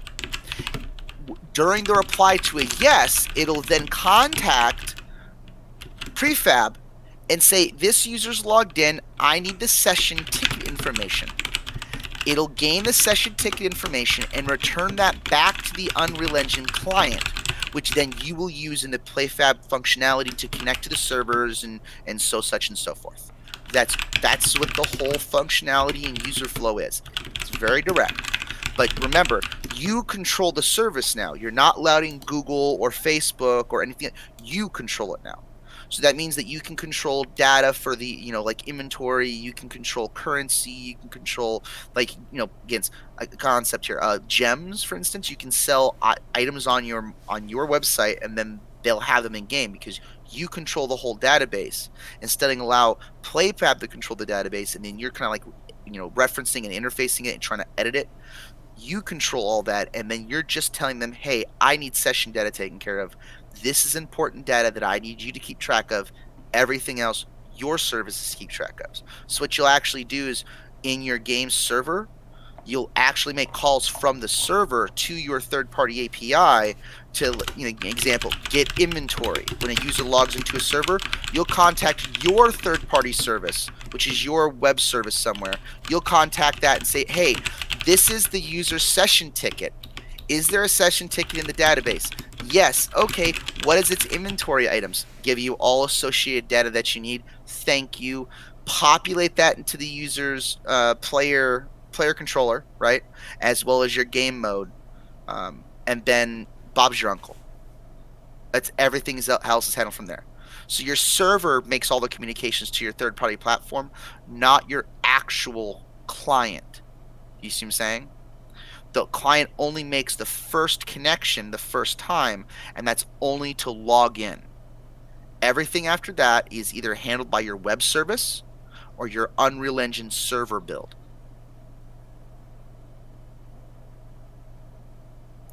Okay. I don't mean to lecture you. It's not my... No, this is good. I'm just trying to absorb, and the rate is... Yeah, I don't mean to overflow you. I'm a senior engineer. So no, you're good. I kind of overtalk myself. My apologies. No, this is amazing, and hopefully the stream viewers, hopefully you guys are getting as much as me out of this. But okay, so that... Yeah, Twin Fan has an absolute point. You could just use a Firebase, but again, the anonymous login utility for PlayFab is specifically associated to you storing your own credentials in your own service for your own data separately from theirs. That's its whole goal. Now, if you don't use login with custom ID, you're going to have to manage using the lambdas of AWS and so forth to manage the data and keep all the databases within Firebase and so such, which I don't recommend if you're just starting a game. You probably want to stick with hosting your own, because it'll be cost effective. You can run a $5 DigitalOcean server. It's true. And it'll handle 100,000 HTTP calls a second and won't lag, mind you. So unless you're looking at multiple millions of users connecting, you don't have to worry about running everything through Firebase, using everything through the lambdas. You can control a good deal of this on your own services, and you should. I'm speaking this from personal experience. You should, for your own general knowledge sake, learn that. Because if you rely on third-party services, you will end up getting destroyed when you have to create your own simple service. From my point of view, I literally got destroyed a few times. So I agree.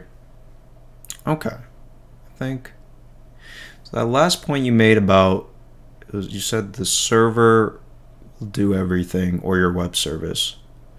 I probably zoned out a bit, probably didn't even hear you, but I'll explain a little bit more. So your web service will do all the interaction between your game client, like your game client's login utility, to PlayFab session creation. That's what your web service is for, right? But that's only in the user flow of a user client logging in, getting a session. Okay? Once the user's already logged in, okay, they'll be giving a session key from your server that will transfer them to an Unreal Engine server, an actual Unreal Engine, not a web server, but the Unreal Engine server. When they log in, from that point on, the Unreal Engine server acts as a middleman to get all the additional information it needs for that user. An example here is, if you were doing an MMO, when a user logs in with their session token, you would most likely get the XYZ coordinates for where the user was, what's the user's name, what's the associated data for that user, like what are they wearing, what, stuff like that.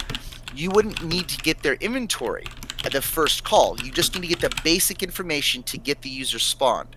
Once the user spawned, you can then, replicate to the client, okay, he's now connected, he's now launched the GUI, which can then make additional calls, using the player controller to make those calls to your third-party web service to get inventory items and to get everything, which would then be replicated to the server, to the client, through the player controller, which would then propagate through your UI. Okay, so it's a multi-tiered thing, but you only have one connection directly to the web service. It only happens at the very beginning. Okay, that only happens one time. Everything from that point on is the Unreal Engine server itself connecting. Now, if you're doing an FPS, that changes. And the reasoning why is you have a session-based system of queuing, for instance. This would specifically apply to your Fortnite clone, mind you. You would actually have 3 API endpoint calls. Then you would have one on create lobby. Well, 4 actually. You'd have one on create lobby. You'd have login. You would have join lobby, and then you would have part lobby. Do you see what I'm saying? And then an example here is I'm player 1, you're player 2. I created a lobby. You join player 1's lobby. This would be something controlled on your side, okay? And then when the players, say again, the player itself, player 1, me, decided I'm going to start the game now, me and you are going to load into a server, I'm going to click play. What'll then happen is you will then send a command over to your web service saying start game, which will then relay from there to PlayFab with all of the array of all the session IDs, which will then put them on the connected servers. And that's how that works. So again, it's in very particular circumstances that you'll have the client connect directly to your web service. 90% of the time, 99% of the time I should say, it won't be. The only 1% is just for the user logging in to get their session data for you to connect them to the web services, to the Unreal Engine instance services. I see.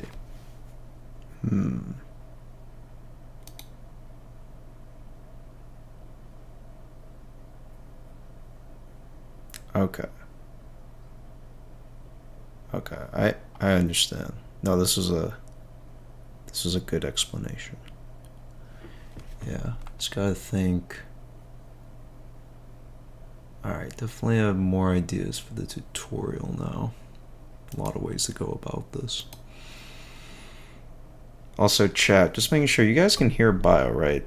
Because otherwise this is like a really weird stream. But yeah, I believe I can hear myself. Let me check.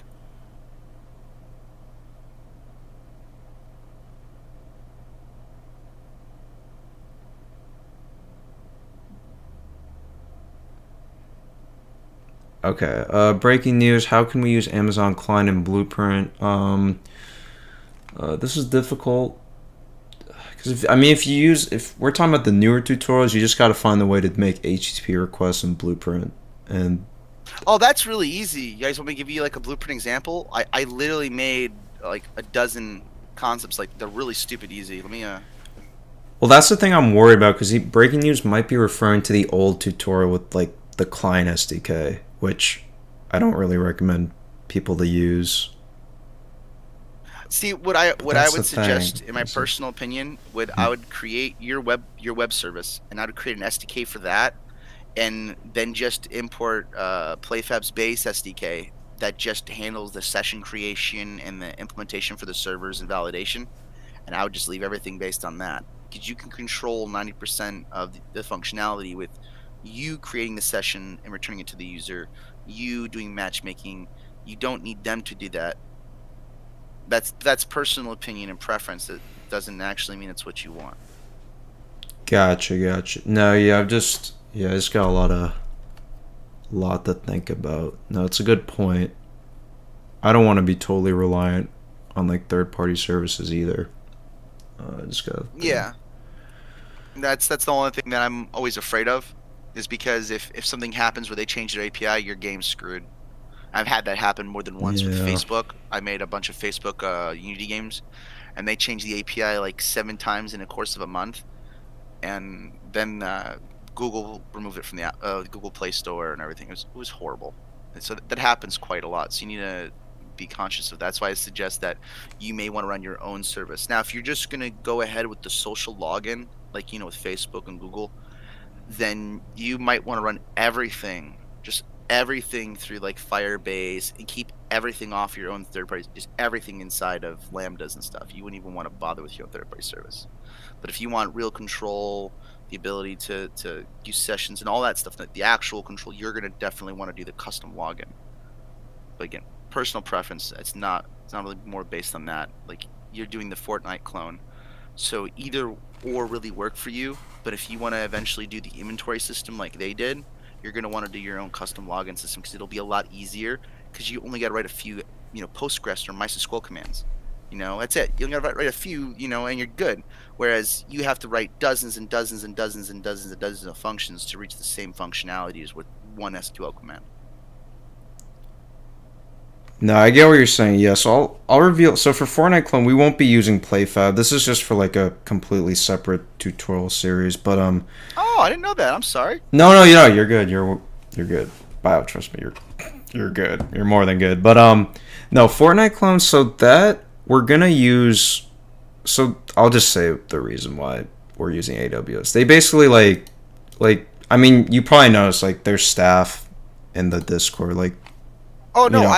I love AWS. Like I 100% use everything of theirs. They're absolutely amazing. I also love Microsoft and GCP. I love them Mhm. all. It just depends on what you want. Depends on the need. Nothing more. Yeah, I That's all. absolutely. Yeah, no, it's just for educational purposes, and they gave us like a generous amount of credits. That's literally Oh the really? yeah, Oh, literally the you're lucky. only reason. There's literally no other reason, but Oh, don't worry. and we are I already lucky. blew just doing your tutorials. I've already blew $800. So yeah, fun, fun, fun, fun, fun. No, I'm sorry. For that, yeah, There's nothing you can do. There's nothing. Sorry. Don't feel bad about it. I mean, that's what you gotta do. no, no, And don't always. I swear to God, I remember to delete all the storage. I kept just yeah. increasing and I'd push a new build, right? Well, that doesn't delete your previous storage. You should probably reference that inside your tutorials to let them know that that increases your cost exponentially. They charge a lot of money for data storage, and if you have an EC2 instance that's offline and in storage, it's like the $20 a month just for that. Not even a big instance, just enough instance to run Unreal Engine. I was like $20 a month. Oh yeah, you racked up $400 this month. I'm like, wait, what? Yeah, you had like 20 containers that were shut off and in storage. I was like, oh my god. So yeah, be wary of that. I don't know if you've ran into that. Maybe I was just being dumb, but be wary. Did you manually scale down your fleet, like so that? Um, no, I was trying to do the automated fleet thing. Like I was Oh, trying my okay. best. Yeah, I was actually trying to like do the terraforming scripts and everything by hand originally. That was dumb. And for the instance type, you weren't using the free tier, I assume, right? Originally I was, but they only allow two instances for free. And so like Oh, when I okay. was so I was running I was working my MMO, which has 24 total locations you can travel between, and I can travel between them just fine. But I forgot that when you shut off 24 instances with which does shut them off, mind you, it doesn't remove them from storage. It actually puts them in hibernation and keeps the memory the way it was. It's not the same as what they write in their documentation.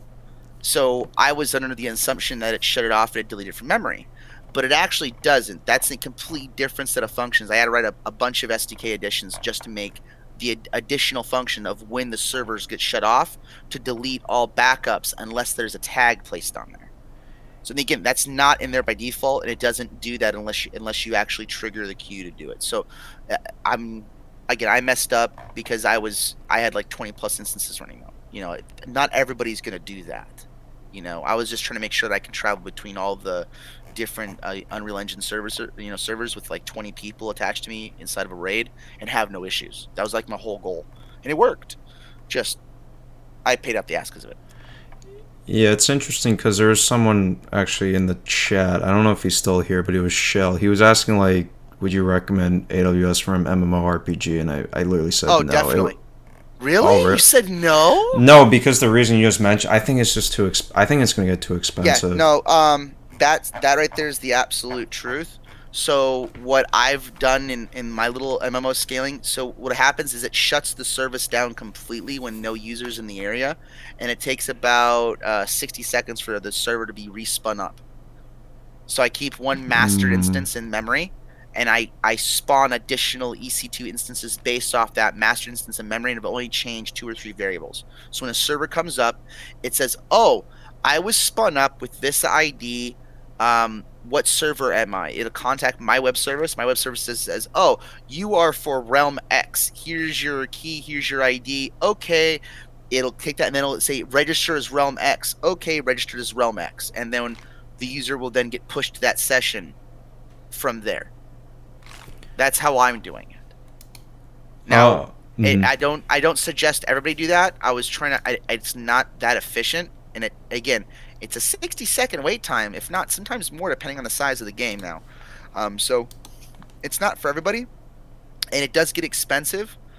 If you're using ECT directly, but if you're using their whole game lift platform, it's not that bad.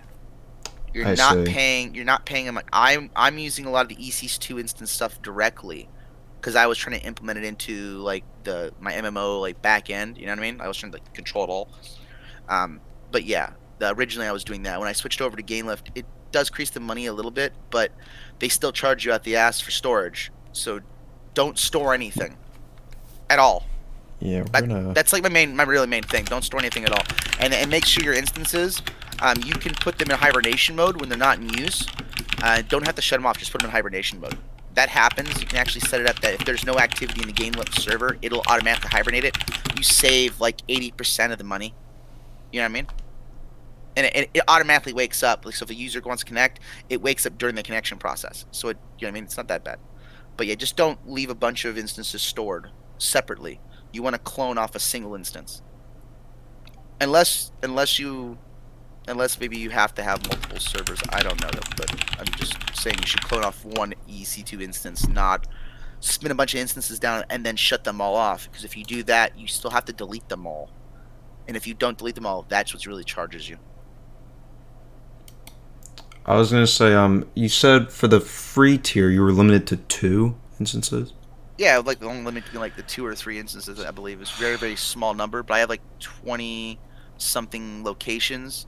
I did the tree of Oh, Yggdrasil. okay. Like I don't know if you know a lot about Norse mythology, but there's 9 realms in Yggdrasil total, and then each realm has its own off-branch realms, which are think of it like a tree, right? Like like a I don't know a decision tree. Like you know how a decision tree works, right? Hmm. You have branches left and right. Well, imagine one of those with multiple branches on each end, and that's how it looks. I made it look like a massive tree, and yeah, that doesn't run on a 3 tier. You can't go over a certain number of servers; it automatically starts charging you.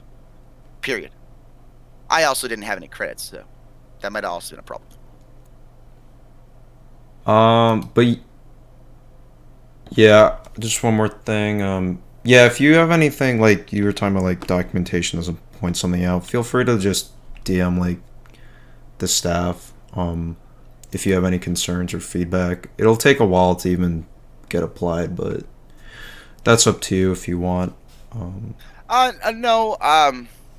I've talked to a bunch of staff members for AWS, and they really can't do much because a lot of their documentation is procedurally generated by this bot that they have going through. Their document is not actually in their code, and there's not people actually writing it. People go overview it and then write bigger chunks of it, but a lot of it's like like their class documentation, right? Like you know what I'm talking about? Like all that. It's yeah. all dynamically done. And they're like, look at this right here. This best practices. Does this really help you? If someone sitting here didn't explain it to you, this is really frustrating to understand. You know what I mean? Like they didn't write it for people to understand it. Again, personal preference. That's all it is. I'm used to reading very in-depth documentation that gives you multiple examples, output, input, output. Maybe even examples of usage. Use cases. I mean, you know what I mean? I'm used to No, that kind of. I'm used to that. no, I'm completely with you. I don't think a lot of times, and it's not just documentation, but like just any page on their website is usually not made for Yeah, developers in general. yeah. Every page I in the totally website. get I it. agree. Yeah.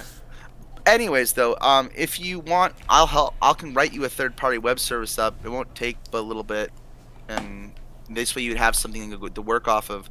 I would suggest you use ngrot, like I was saying. I'll give you the link on Discord. I'll paste it on the main channel.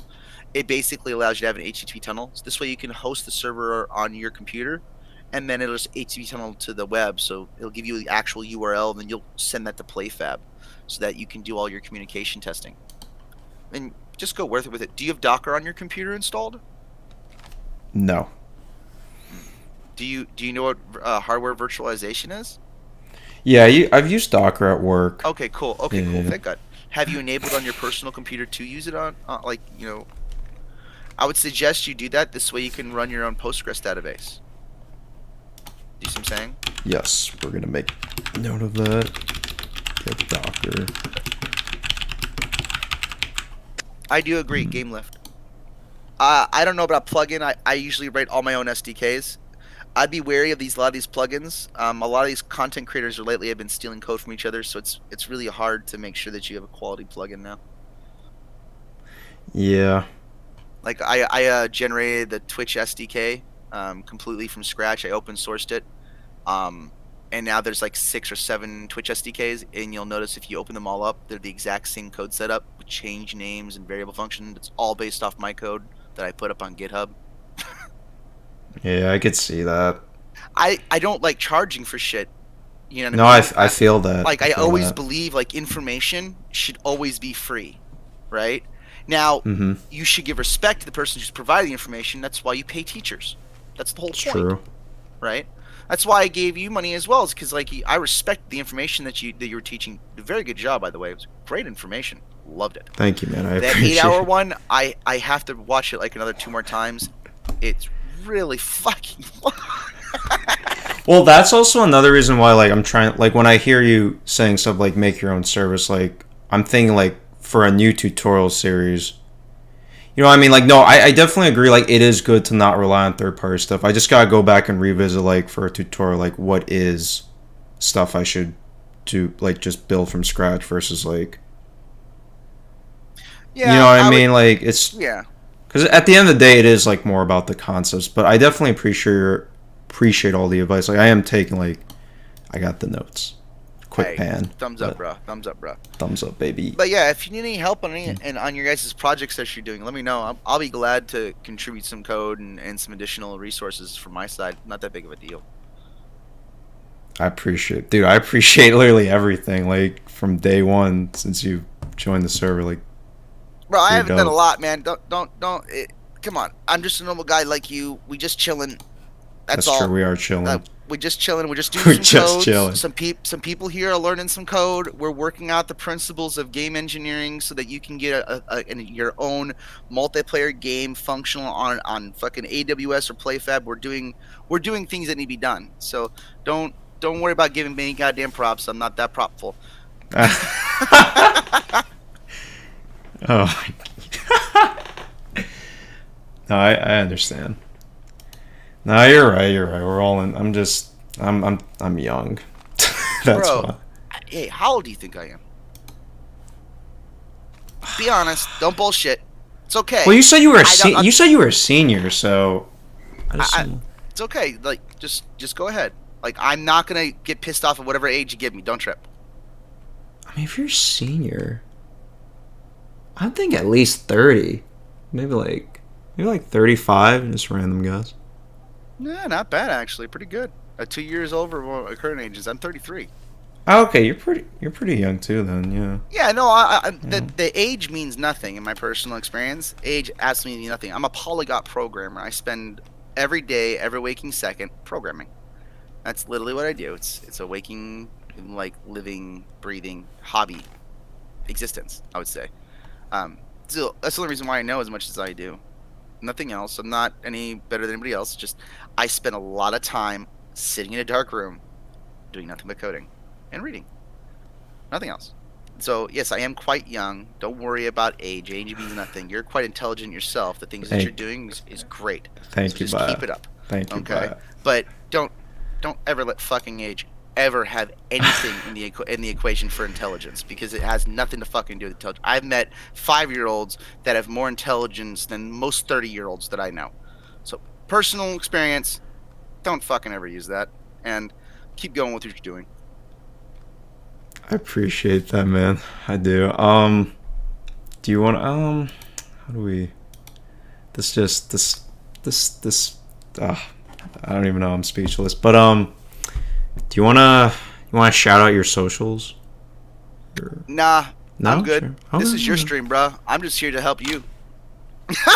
Dude, I can't believe Yeah, that's a. yeah, yeah, bro.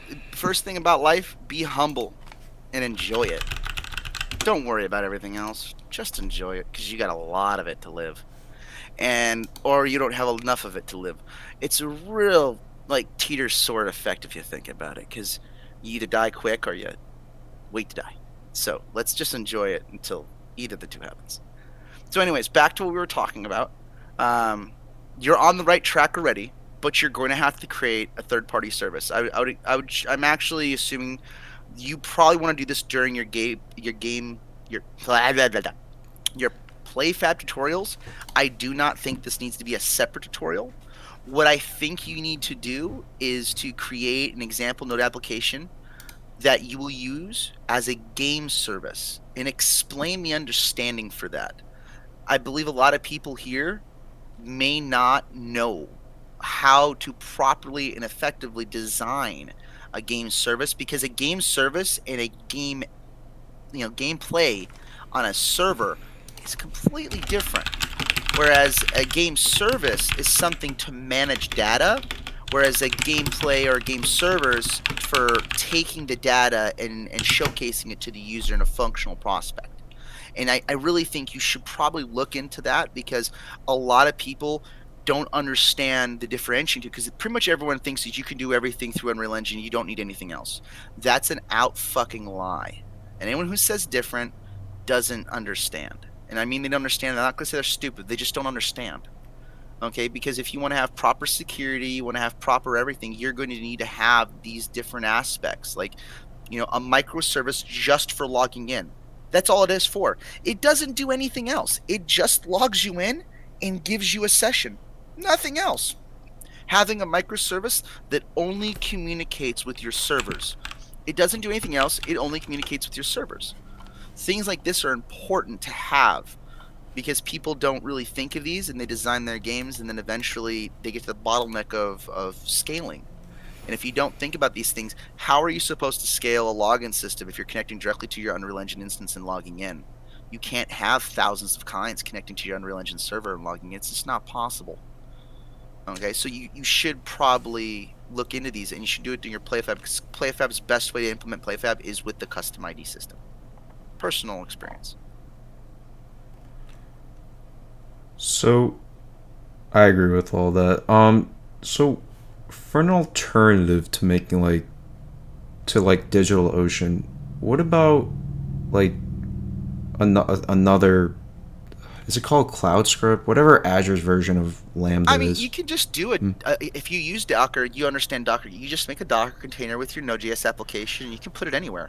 No, And then it's just, no. Yeah, I didn't mean to interrupt. It's just that for that, I just don't. I feel like for a tutorial, like explaining Docker, you know what I mean? It's just. I mean, I'm going to tell you right now, you should explain it early, because you're going to be using it later. I'm just being honest, and from my perspective, Yeah, that's I've true. used Docker. I use Docker a lot for Unreal Engine servers and creating game services and everything. It's going to be something you want to get at the beginning, and this looks like you're at the beginning. So this looks like this would be the perfect time to explain those things, because they're going to want to run their server inside Docker container. They're going to want to run their game servers inside Docker containers for testing. You're going to want all those things right off the bat. Obviously, most people's computer can't support Docker and hardware virtualization. That'll be its own complete difficulty into itself, right? But that has nothing to do with teaching the information on how to do it properly. Okay, that might have to be a separate tutorial. I feel like. I mean, we'll see. We'll see. Yeah, just. I do agree. It definitely be a separate tutorial, but you should also talk about the game service creation as well. This way, you can start people fresh at the very beginning, and people can stop getting scammed for $29.99 for really shitty plugins and example code that's up on fucking Unreal Engine Marketplace. I'm just being honest. I've made more open source code to block these scammers on the Unreal Engine Marketplace than anything else. I just make the code and give it away for free at this point, because they're ridiculous. They charge in way too much for something that's too simple to understand. Well, I think part of that, like the reason there are so many marketplace postings like that, is because if a lot of, I mean, developers come from such a wide spectrum of experience. Like you're gonna have the Yeah, I know, you people. agree. Yeah, that's it's unfortunate, but people are gonna get taken advantage of in that sense. Well, yeah, but if you have someone who actually explains it properly the first time, No, that's they fair. can't. You know what I mean? Yeah, Nobody really talks about this portion of development. Think about it. A lot of people don't talk about the connection between AWS and how to use it properly. They just simply say how to integrate it. They don't explain proper practices. They don't explain proper setup. They just say, "Oh yeah, here, implement it. You're good. Then just run your game." Well, that does that really explain anything to anybody though? You actually went through, this. You explained things as you were doing. All those are really beneficial points. Yes, they're long-winded and take time to explain, but very beneficial to know. Being more informed is better than being uninformed, right? I'd rather be over-informed true, any day of the true. week than walk into an area and have no fucking idea what the hell's happening. It doesn't help me or you or anybody else.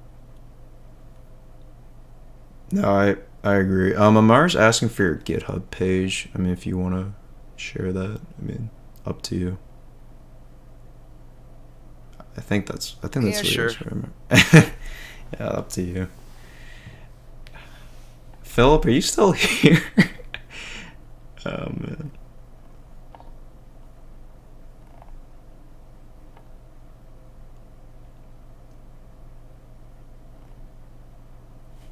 What else is going on? I don't know if that stuff posts properly, but I posted Oh the thing. shoot. Yeah, you can't post your. I can post a Here, URL, I'll but I'll post it in the stat chat, and you thanks, can thanks. relay. I don't really see GitHub as an advertising thing, so I think it's fine. Don't worry about it. Literally. You can just find out who I am and how my coding is, and you can see how shit of a codey I am, or how shit of a coder I am. Nah, we're all good coders. Okay, I Until we're think. not. Yeah, yeah, that's true. Yeah, that's true. Um, Like all of a sudden, someone talks to you, and you're like, "What the fuck are you doing this?" You're like, what do you mean? I've been doing that forever. Yeah, I know. Why are you doing this? Uh, okay, we are all right. With that said, all that beautifully beautiful words that just came out of Bio's math. We're gonna take a break. I need to get some more milk. When we get back, we're just gonna. I think we're hopefully Philip's still here. If he's not, but we'll just experiment with the PlayFab SDK, and that'll be it. So take a break. I'm gonna leave the staff chat for now. Bio, I think you should get some sleep, but you I was probably thinking the same won't. thing. I was literally gonna say I'm probably just gonna jump off because I've gotten all my coding done that I can do because I've now hit the Balmer's peak where the coding that you write makes no sense, because you've been awake so long. So I've now hit the peak of exhaustion for coding, so I'm gonna go lay down. But it was great chatting with you. If you need anything at all, go ahead and drop me a line. If you need anything explained to you, a lot of it's pretty easy. I'll explain it in as much detail as possible. All right, thank you, Bio. Everyone, our guest for today's stream. Unexpected. See you later, Bio. Peace, guys. Bye. All right. That was amazing, honestly. But we're gonna get milk right now because milk is also important. But I'm gonna again, we're gonna be on the stream. I'll be back. So, uh, yeah.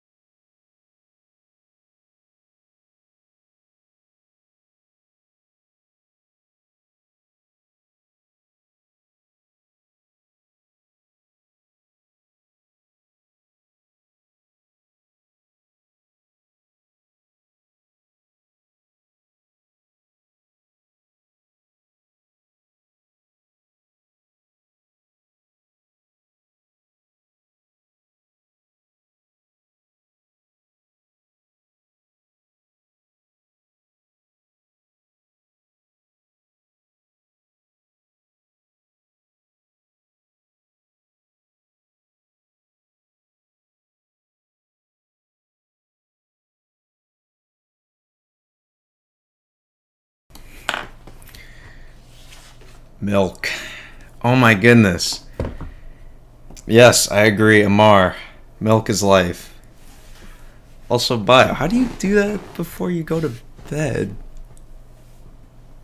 Because doesn't that keep you awake? I don't know. Stuff affects people differently. What is going on in the chat? Baraka, you want a bedroom reveal?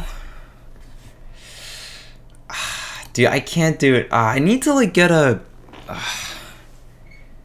You know what I'll do? I'll do a Baraka. I'll give you the next best thing. I'll give you a chair reveal. Let's start with a chair reveal. So I recently got this because my last chair was like really bad. So this is better. It's got like these pillows. I think for a chair, definitely wasn't cheap, but I think for this price range, you couldn't really get anything better.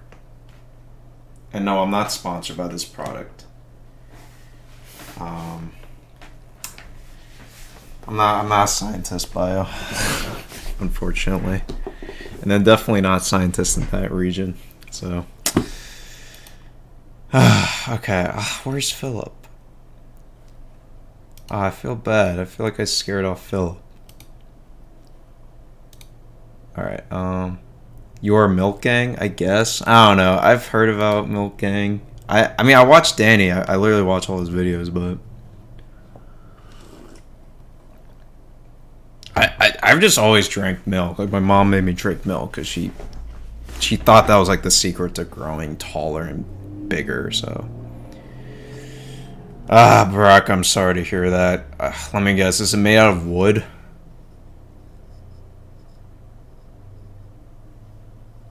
Classic Amazon Essentials. Yeah, I don't usually splurge myself, so. I think it was time I had to get. I think, okay, the reason I got this was because of the quarantine. Like, I knew we were going to be working from home for a long time. And my current chair was terrible. I think, I mean, maybe Baraka, you might remember because you were there for, like, the original streams. Like, it was it was peeling. It was just so bad. Like, it was really, really, really bad. Can you be Floor Gang? What is Floor Gang? Alright, so we're done with this stuff, but no, that was really interesting though. That was really, really interesting. Where was I even? Oh, I was in this getting started thing. Okay. So let's go here. What is Floor Gang?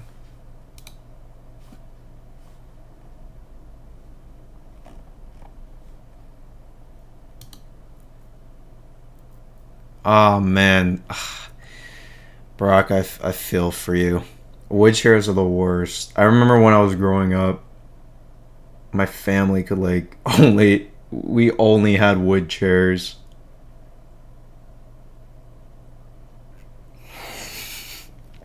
What is this chat? This chat is making me laugh way too much. Thank you, Amar. Thank you very much. I appreciate that. Alright, let's get this. Okay, I guess Unreal Engine. Well, I got an email.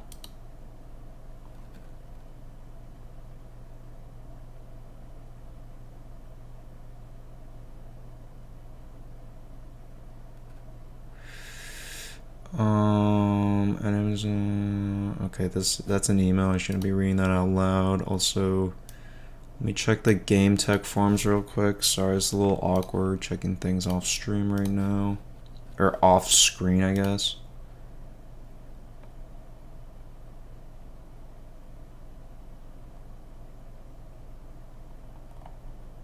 Okay, that was a reply.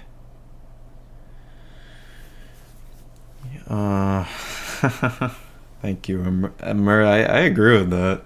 No, not every dev, just everyone in general, you know, deserves a amazing chair.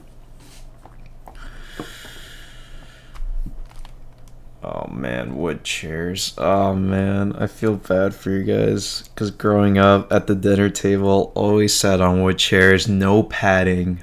Oh man, it was the worst. come back from school, sit on a wood chair, and eat food. It just wasn't pleasant. Okay.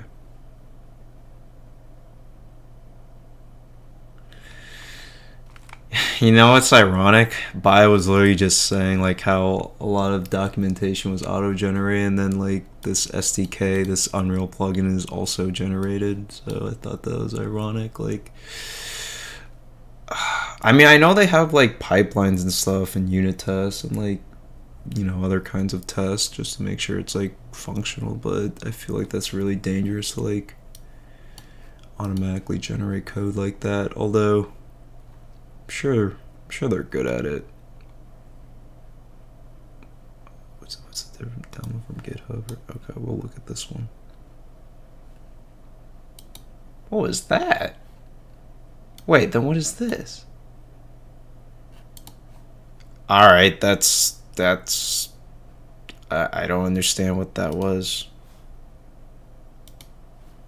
Submit feedback this page? Yes. Do you get dry eyes, guys? I've not been able to do anything today because my... Okay, so Baraka, yes, eye drops. I forgot the brand.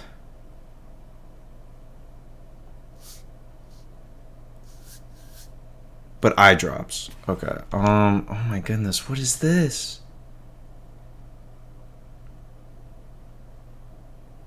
I just think these links are... So if you click on this one, it'll start a download on your computer. I feel like this link should do that. This should take you to GitHub or whatever. I'm not even gonna bother. Like, what is this?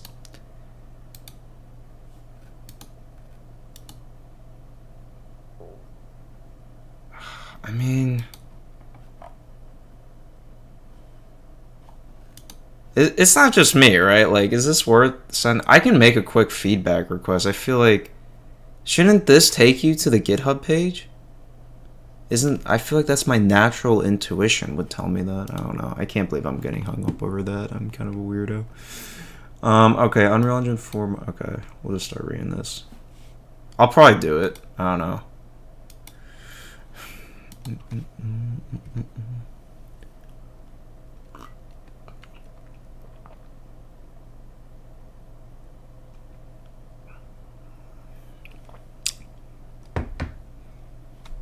Maybe I'll just look at their example. Yeah, let's look at their example project. Why not? 4.24.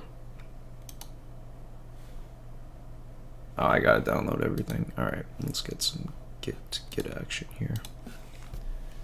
Oh, yeah, let's look at their example project. Why not? You know, why not? Why not? Let's go to documents, Unreal projects. Yeah.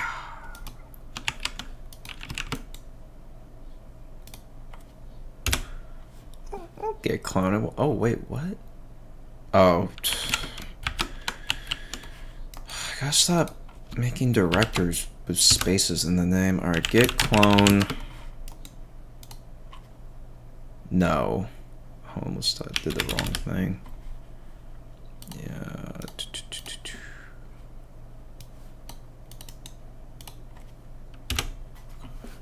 We'll look at their example project. Why not?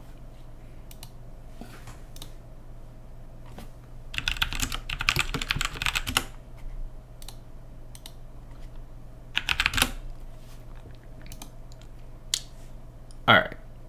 Git cloned.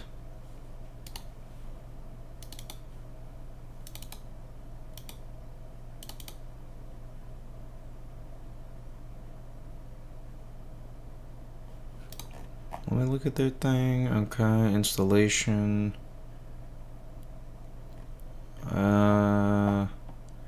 If they have anything on the example project, I'll look at it, but okay, I think this is just for adding the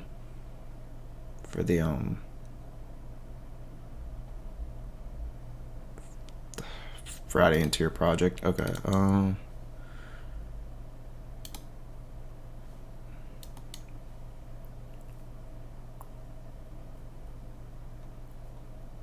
Thank you, Amar. I really appreciate that, man. Generating project files. Generating.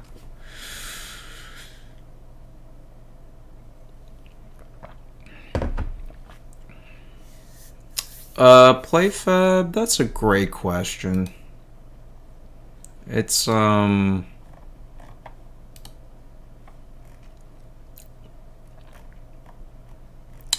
thing I don't like about that, I wish the documentation, and this is just in general for like most like software, technology, hardware products, although usually hardware this doesn't apply to, but like I wish they would just give like a good, like an actually good description of what something is. But as far as I understand, it's basically all this stuff on this page. Like it handles like hosting your game server, scaling it, and I guess it has other parts of it as well, like matchmaking, apparently chat leaderboards. It also has live ops, data analytics, cross network identity and data, authentication, all that stuff. Oh, it's really hard. I wish it's a great question that deserves a better answer. Okay, what am I doing? Oh, okay, yeah. So I was looking at this. I'll just open it up. Look at this. We'll look at this code. This project in Visual Studio.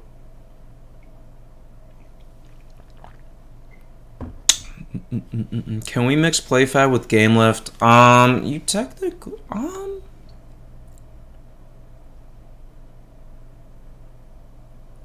someone in my Discord server said they're doing that. I just didn't know how. The answer to your question is you can mix them as far as I know. And then, is AWS enough? I mean, AWS would tell you yes. And technically, I mean, yes, Baraka, it can be considered. It can be considered as an alternative.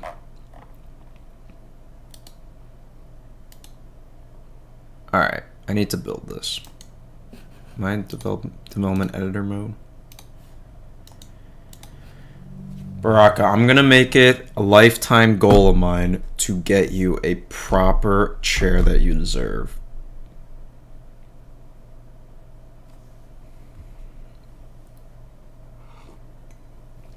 But Baraka, in all seriousness, and same to Amar and anyone that's watching, thank you guys for tuning in. Baraka, it's really good to see you. I mean, you're an OG. You've been here since forever.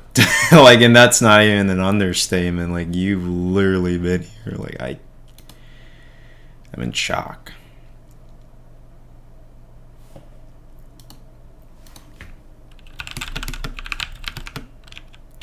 Let me see if Azure Anonymous Login, like, do they have something for that? Because, no, I'm definitely going to follow what Bio said. I just want to see if possible, just for a tutorial, it could be easier, like, just for PlayFab. And then, obviously, do something separate, because Bio is completely right. Like, you can't rely on third-party services that much. Like, a lot of these things that we take for granted, like, you gotta know how to do it yourself, and we will have separate tutorials for that as well in our lifetime. But I think just for PlayFab, because that's the thing too, is I agree with Bio, but there's gonna be a lot of people who are just like, oh, I just want to get, X, Y, and Z done. And that's kind of the problem nowadays. Okay, Azure. I'm really just going to look like how to implement anonymous login. I see Facebook anonymous login. Firebase. So TwinFan, this was what TwinFan was talking about, I believe. He was talking about using Firebase.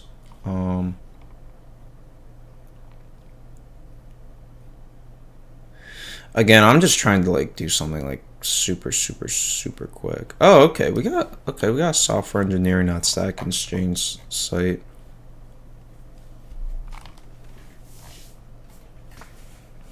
OpenID.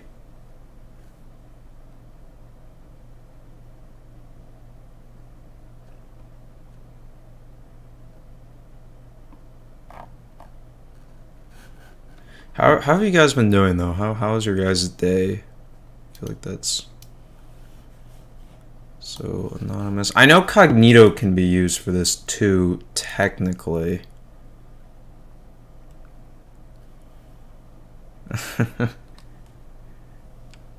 I miss your jokes, Barack. They always make me laugh. I mean, technically, Cognito is also. But I think the reason, probably because I remember at the beginning of the stream when we were just looking about like features of Azure, like there was like a talking point about like privacy and like data compliance. So that might be why they don't have like an anonymous login solution.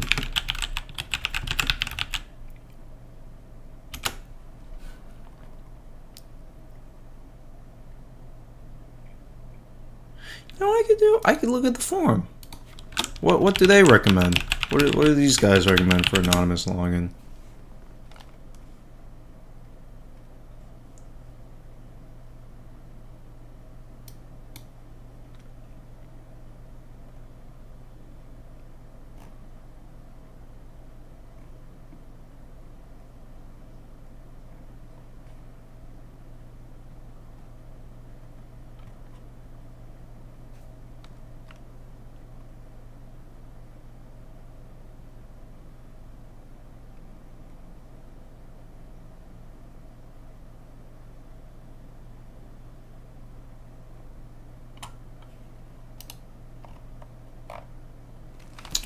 This guy knows what this guy's. We got some long posts here.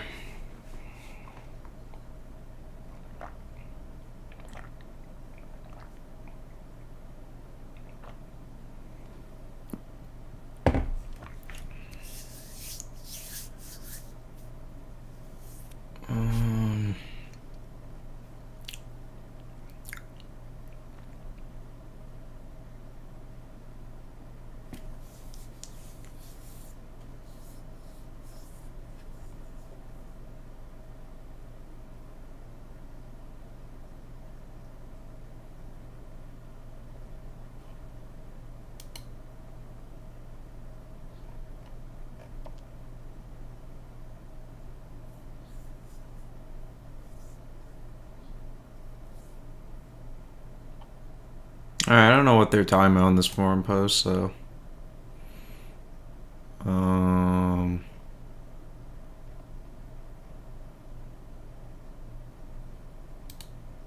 Game Center login.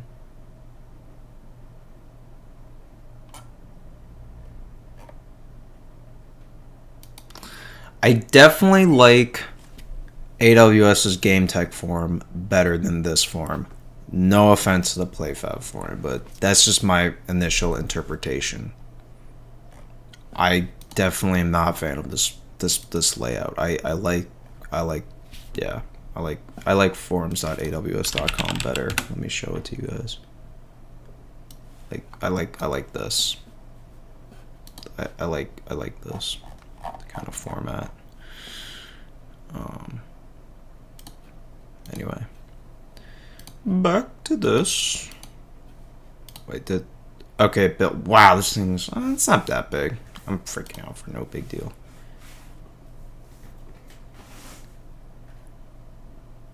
Gamers data is great recourse and important. What's gamers data? Like a player data, and that is great recourse and important. Okay, so the reason why. First, let me launch this project. Hopefully my stream doesn't start lagging. But the reason why I want anonymous login, to be honest with you, I was just reading through this doc. Excuse me. I was really just reading this article, this Azure article about login basics and best practices. And what they recommend is using anonymous login for creating a new account and linking a new device to an existing account.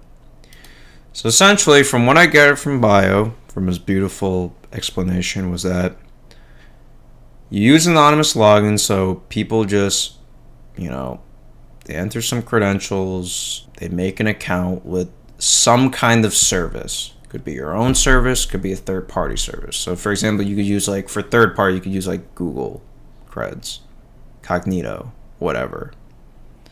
or you can make your own service. And the idea is whatever service you quote unquote log in with, you get a unique identifier back.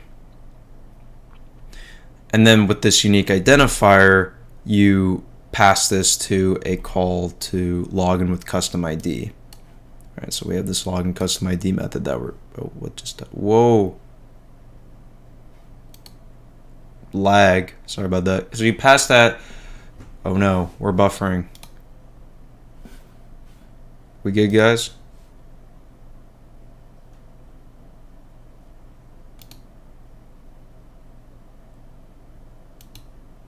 No, are we good?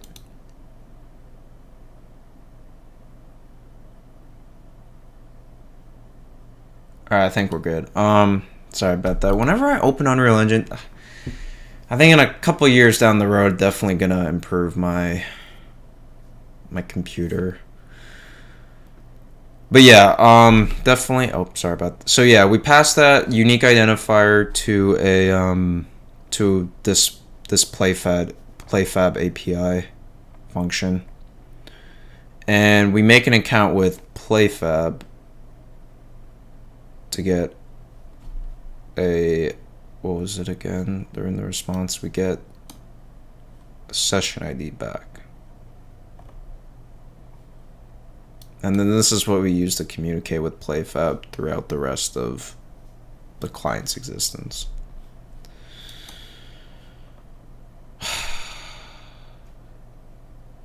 So yeah.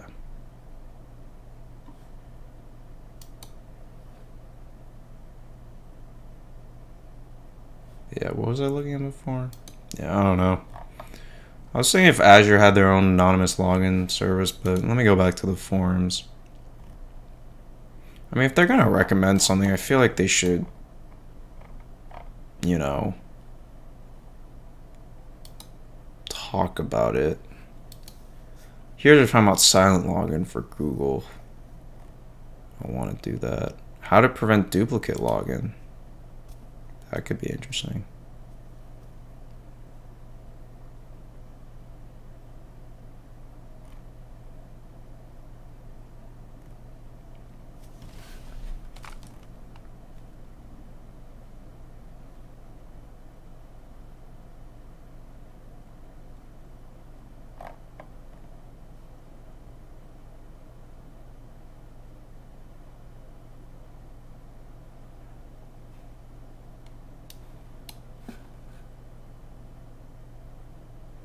Okay. Interesting topic, but not exactly what I wanted.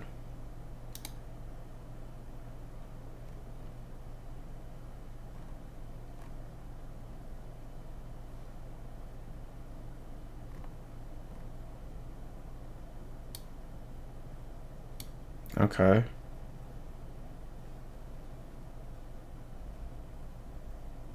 Is that true? Apple ID gives customers a fake unique email that can forward the emails to the customer email. Also, I might turn off the air conditioner. It's getting really cold.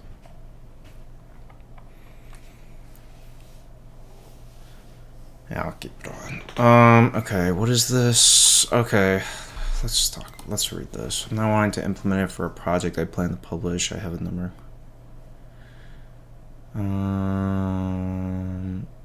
I'm sure it's not that bad. You should see our channel's first videos. Not the best.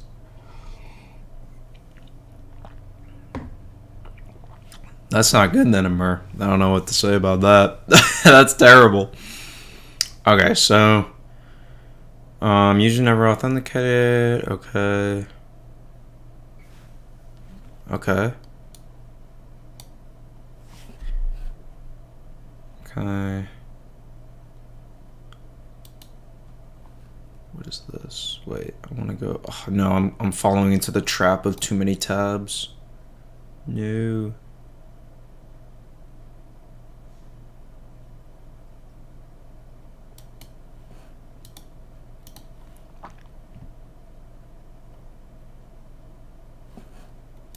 Okay. Set auth device method to device. Okay.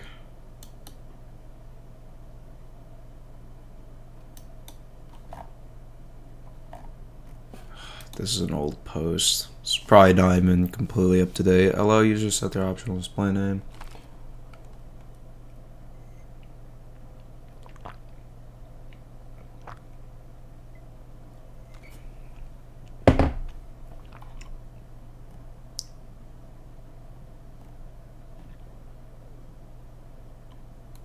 Oh, okay, they have a tutorial. Ah. Okay.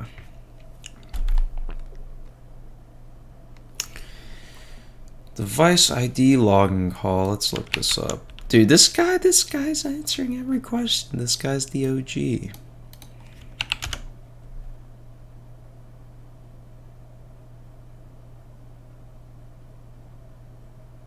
Nice. Can I get device ID? Let's look at this one. Look at this one. Yeah, we do have. I'm sorry, Barack. Let's start closing some tabs. That we can close. Yeah, we can close. I'll keep the.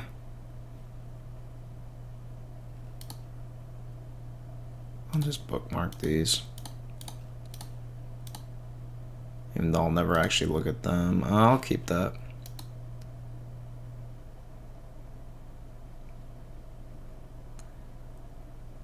Also, by the way, I'm sorry to be a butthead about this, but if you want to, you don't have to. But if you want, please turn off ad block and refresh the stream. Always helps. Let me. Oh, never mind. I already did that. PC RAM. I had enough. Ha ha ha.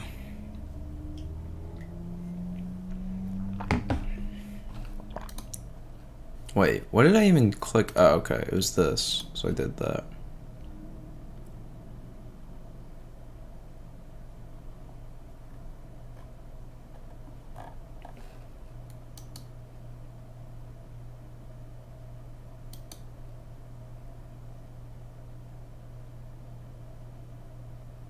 Alright, back to this one. Alright.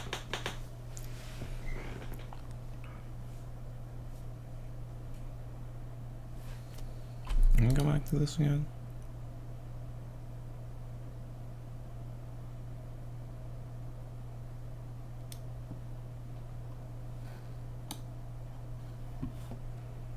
Android device ID.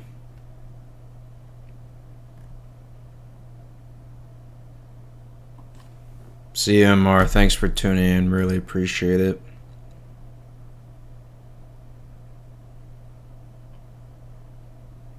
Thank you, MR. Appreciate it, man. How do you sign with really interesting devices? Or really interesting search results. Okay.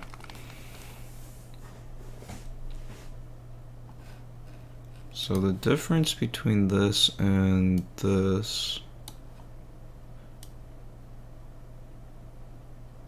is gonna be anything.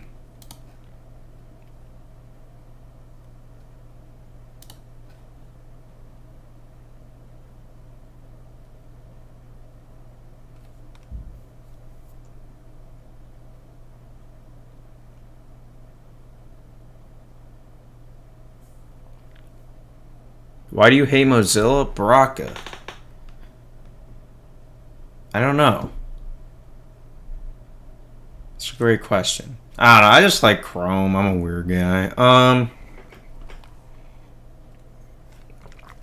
So couldn't I? So are they saying that I should use like a Windows or Windows like device? No, that's not what they're saying. That's not what they're saying.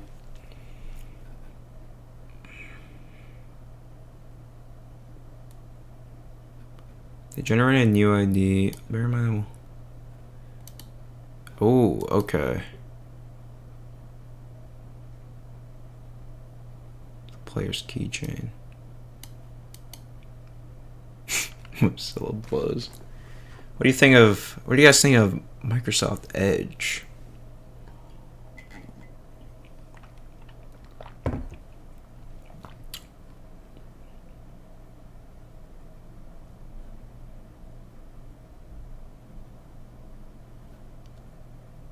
Mozilla add-ons are amazing. I could see it. I mean, I'm a big fan of Chrome extensions, you know.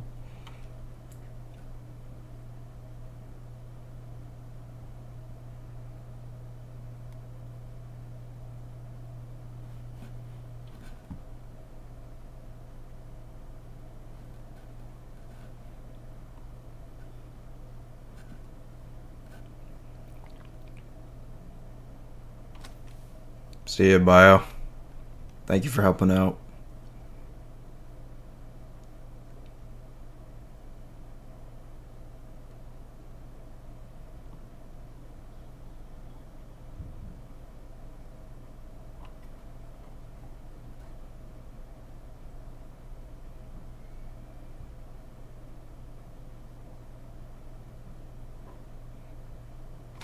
I think Edge is cool. Peace. You don't like Edge, Baraka? They had like a commercial, I think, or some video ad recently that did make it look really cool. So I will say that.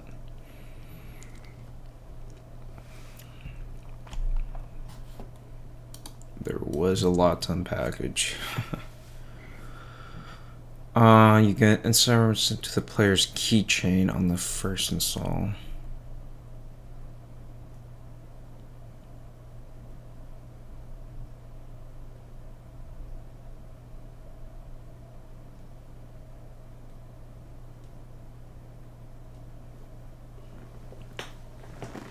To be replaced for game is gone.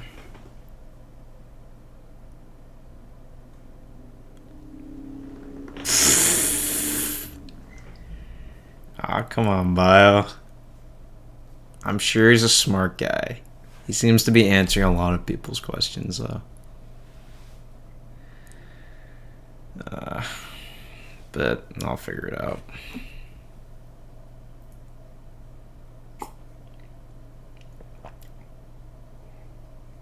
But thank you. I will keep at it for sure. So the player uninstalls real. Okay.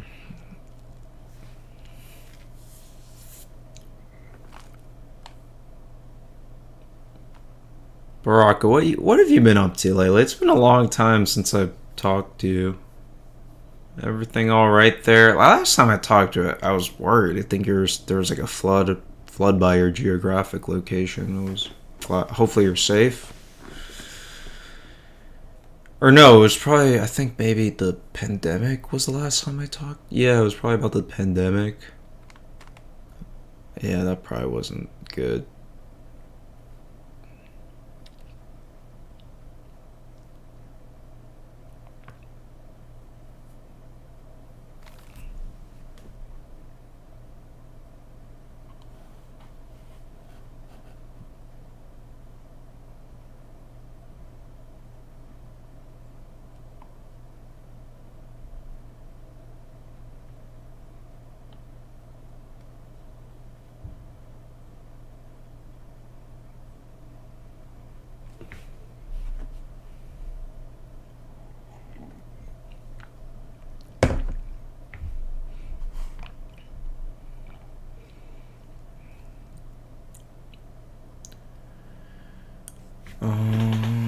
If we do in fact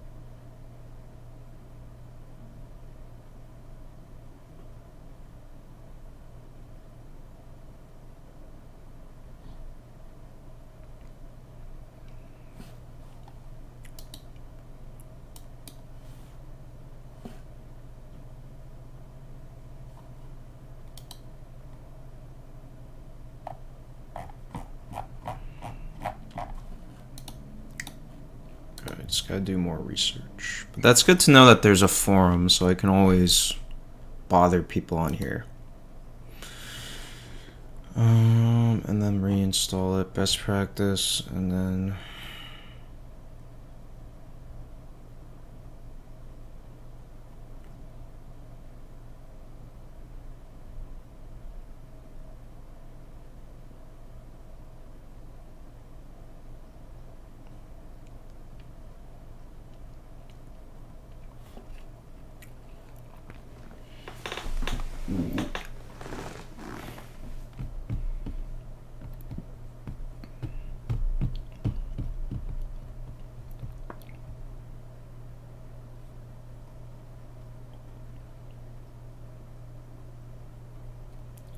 no, Baraka, that doesn't sound good. Oh man, world's not in a great place right now. But why do you say things are looking up? Because from your comment, I'm not gonna lie, I'm pretty sad hearing about that. Because Barack, I think you're a dope guy, and I don't think from the description of what you just said does not sound like what's going on around you is dope. So it's very sad, actually.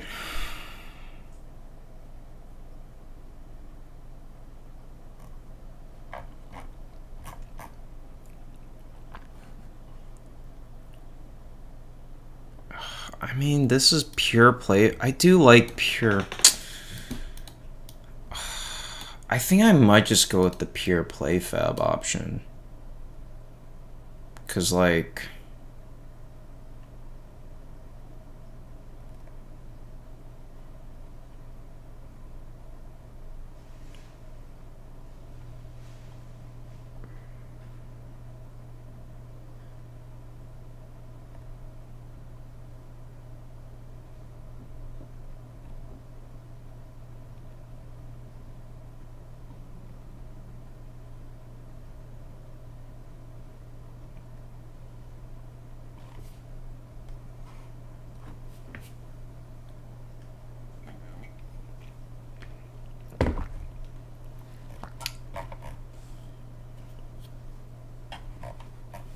let me do.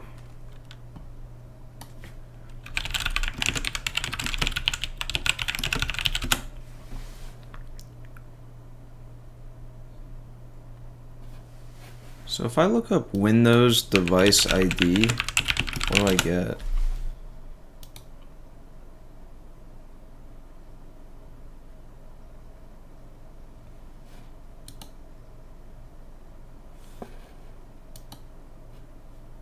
Okay, that was a useful post. Okay, basic login flow. I can't believe I'm doing so much on login. Let me actually go to the example project, because I feel like I can actually get somewhere with there, maybe. Oh my goodness. Hey, that's good, Brock. Nah, man, dude, small job, big job. Dude, anything right now until, like, things become normal, and that probably means a vaccine, unfortunately. Honestly, anything's good. Like, I know so many people who are unemployed, who've lost jobs, who've gotten the job offers retracted because of this, and it's just so, I just don't understand. Like, it's, I mean, like, my feelings, my emotions about what's going on right now are all over the place. Not really a fan of what's going on. Not blaming it on anyone either, it's just really sad to see. Alright, so we got the game, no game mode. Okay, so this is probably the default game mode. There's nothing in it. So we got this.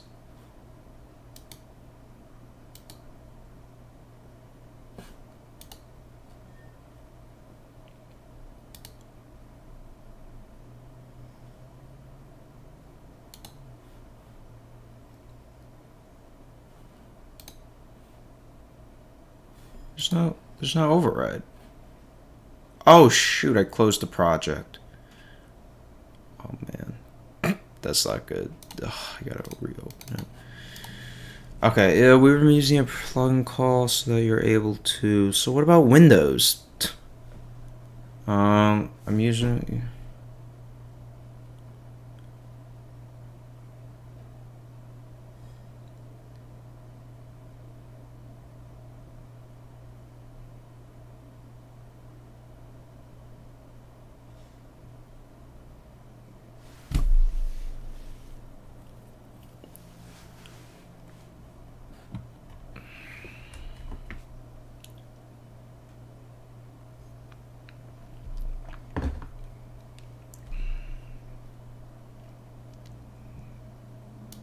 Okay, it's a lot of mobile. Is PlayFab then designed for mobile? Like,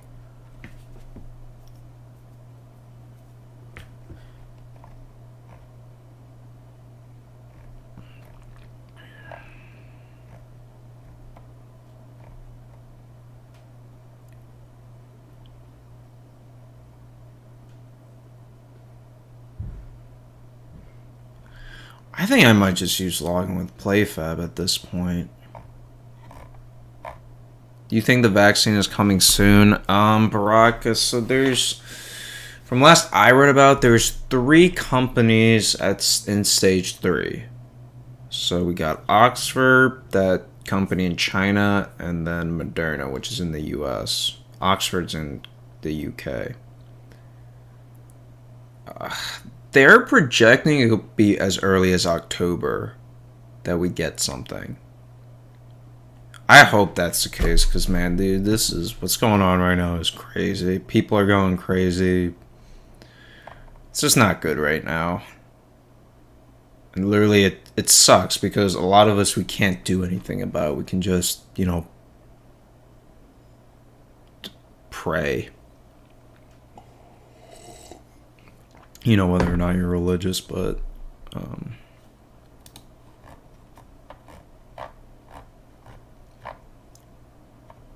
So should I make a. Have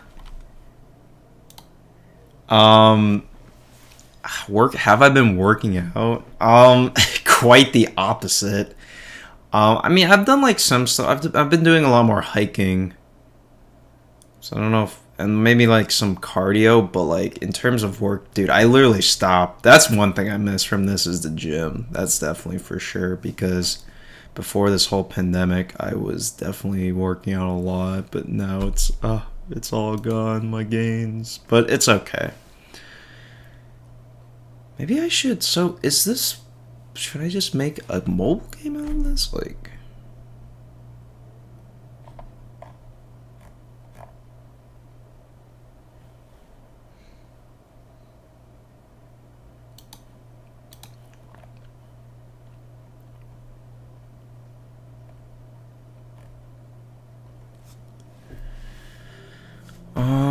Let's see.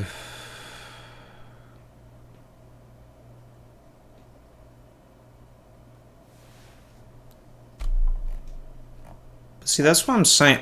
Okay, so anonymous login. Okay, I'm definitely more familiar on the mobile. I've definitely seen it on mobile. I just haven't seen it. I feel like on like desktops.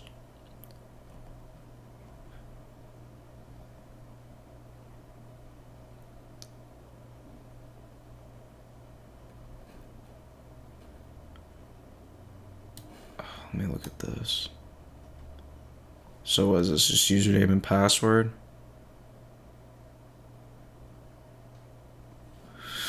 I might just do that. I literally just might use login with PlayFab for now. But also, Baraka, thank you for that compliment. I did mean to say that. I should have said that earlier. Even though that's not true at all. Definitely not been working out.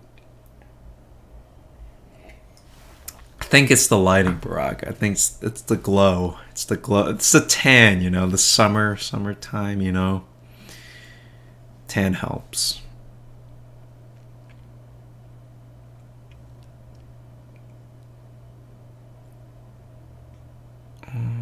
Okay.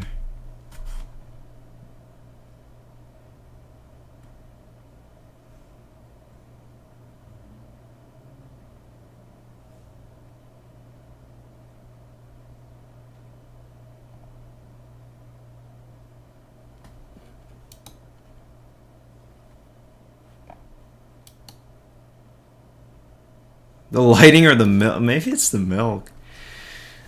Ah, man. All right. I think. All right. I'm just gonna write something down.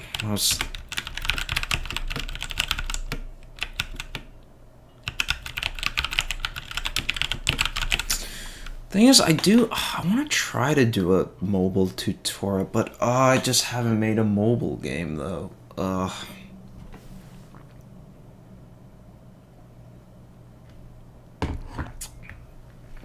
But I feel like this is what PlayFab is made for.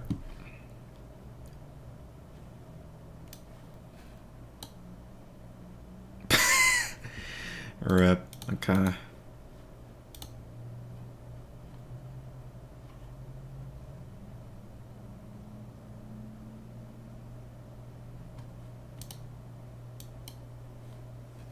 We have too many tabs, Baraka. We have too many tabs.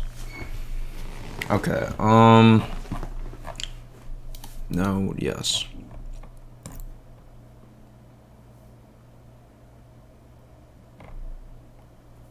Yes, Baraka, I like that. Pure play,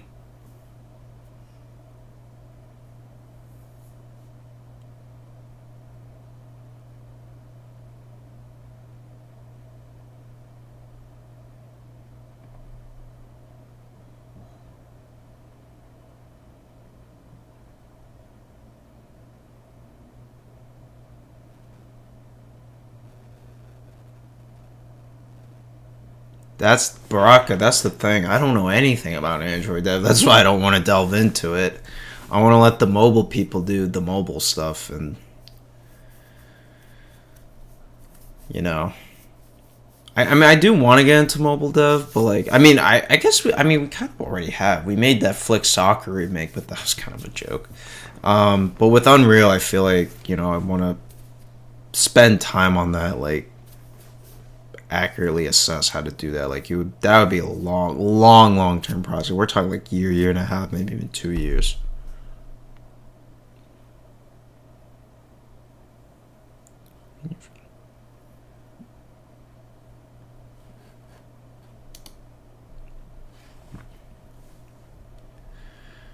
Okay.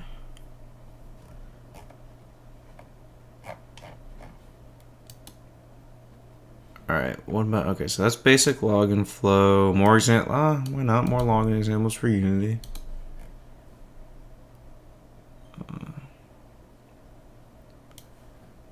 Is this there? It's gone.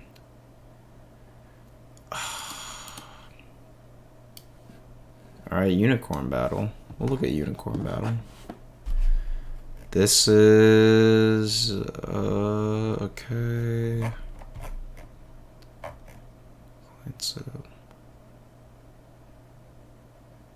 Okay, so this is only mobile.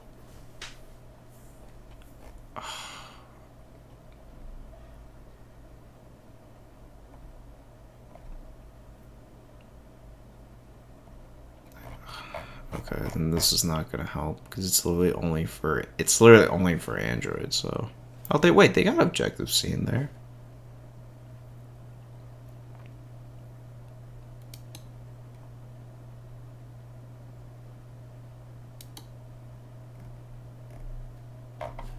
Let me just look up device ID. Let me see if I can find it.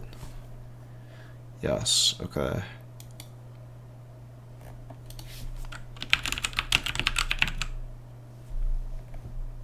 Yeah, see, like they have...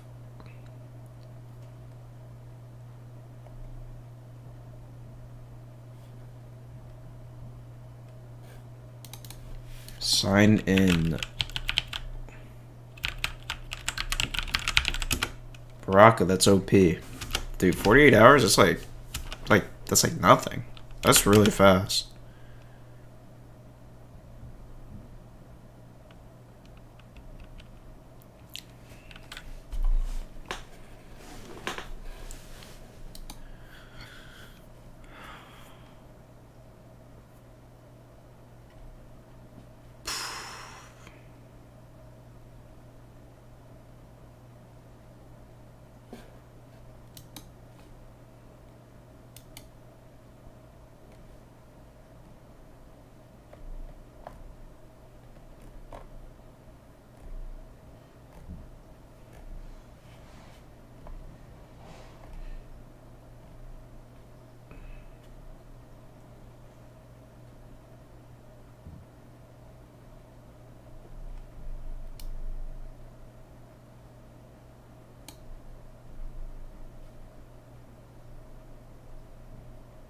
Not really necessary, but you can check it out.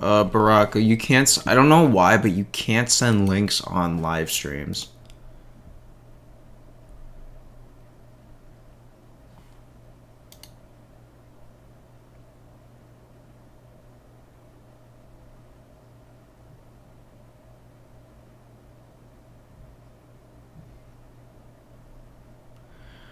You can DM me, or you can put the link in the Show Your Stuff channel.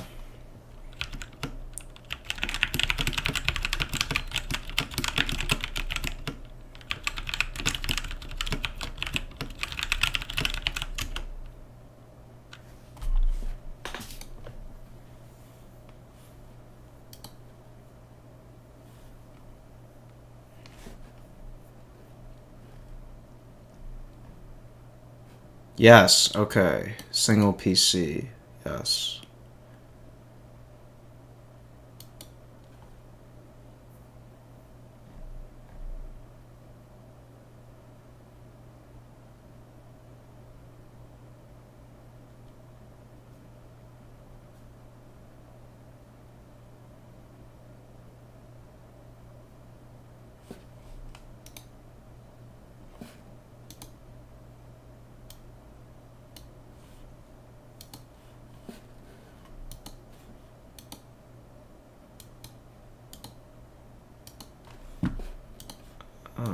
Just gonna check something.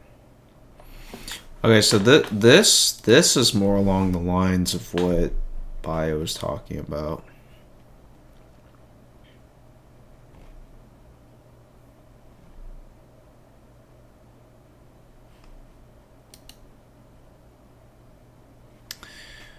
Oh, we're at 2,000 again. Did someone subscribe during the stream, or did this just glitch out?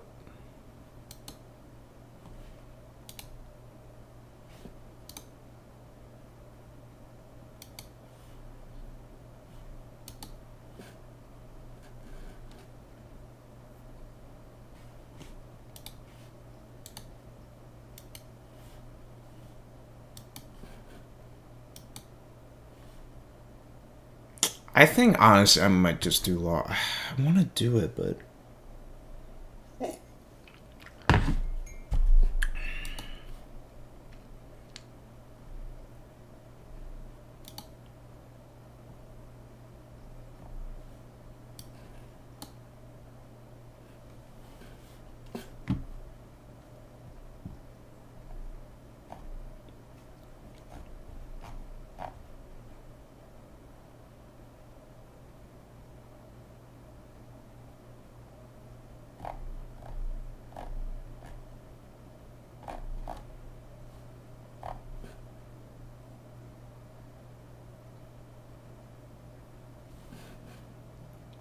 oh, this was another thing Bio was talking about.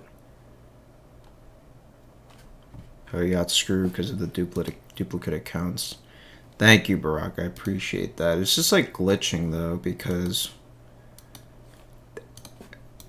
it keeps like going from 2,000 to 1,999, but now it's at 2,000 again. So like I don't even know. I guess it's at 2,000. So, but thank you, Baraka. Okay. I'm gonna save. So we're on page 5. Let me go back to page 1. Let me save this.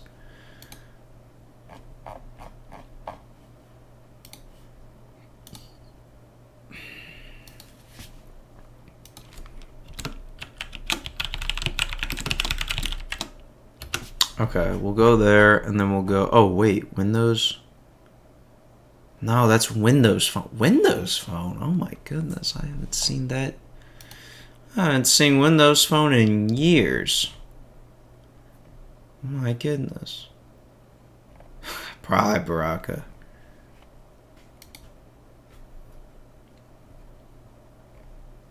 So what do they recommend for a Windows device?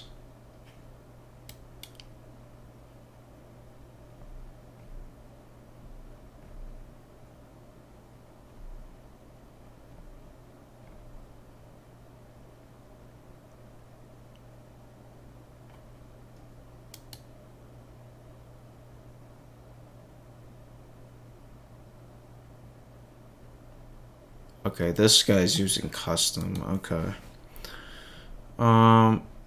Ooh, okay, what is the best login flow if you want to auto-log someone to Steam? I feel like, honestly, for the... I might have to ask a question.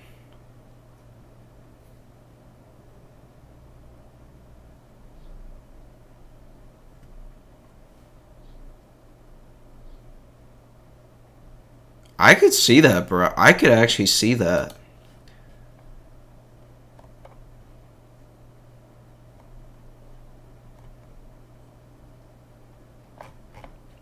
I'm just, dude, there's so many... But, dude, PlayFab's been around for a while, though. This is a legit competitor to AWS, in my opinion. I'm kind of lost with create login mechanism. Oh, no, the...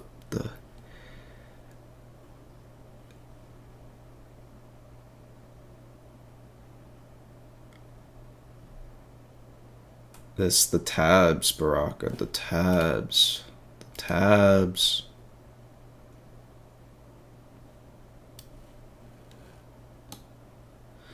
I can't believe I'm about to actually ask a question. And I haven't even looked at... On the forum, and I haven't even looked at this for, like, that long. Okay, Okay, okay, so actually, okay, I kind of skipped it, but login with custom ID, it's used for pairing a PlayFab account to a pre-existing database or another backend system.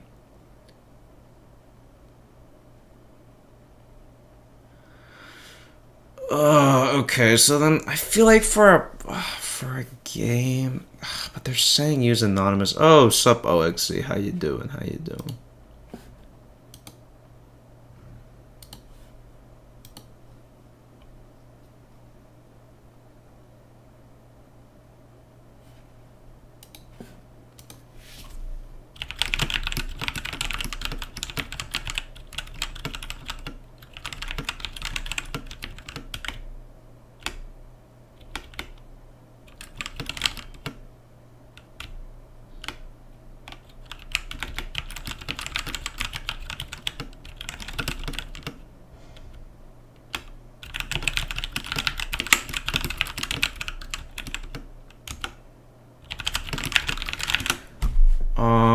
Okay.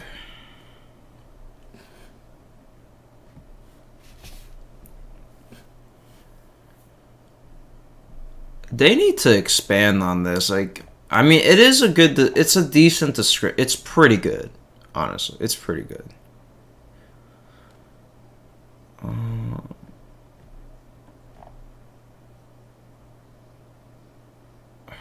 Okay, so then... Oh, wait, no. They said desktop. Login with custom ID.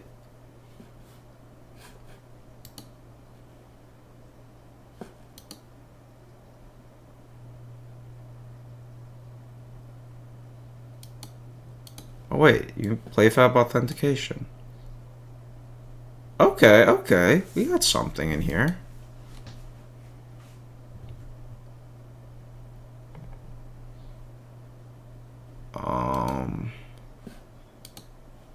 What about just like regular, yeah, PlayFab SDK?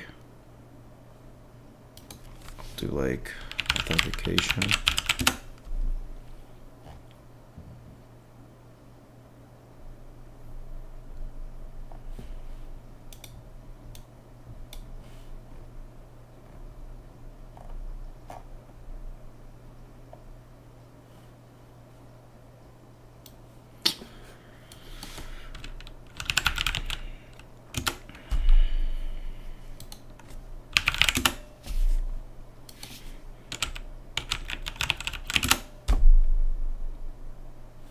Alright, let's see. We got a lot of examples with logging with the custom ID.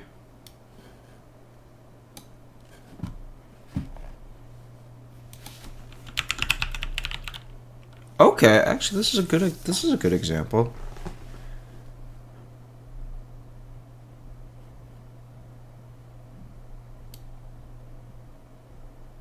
So then they just make one. So then where do they store it though? Okay, I mean, I'll star this.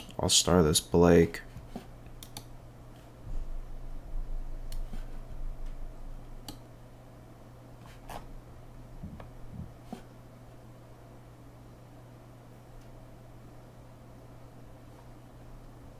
Okay.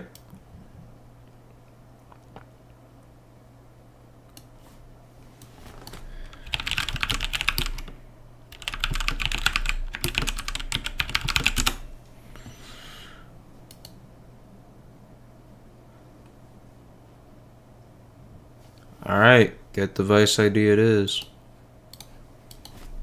Does Windows device ID ever change?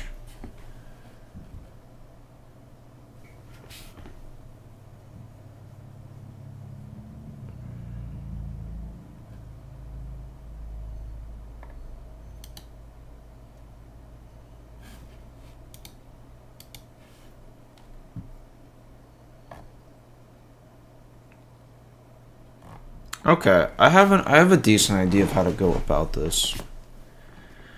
But they're saying, okay, so they're saying do that and then God, I'm sorry, Barack. I have too many tabs. Too many tabs. Whoa, what's going on? I don't know what just happened there. Oh, I was holding a button. I don't know what just happened. I accidentally opened Discord on my web browser.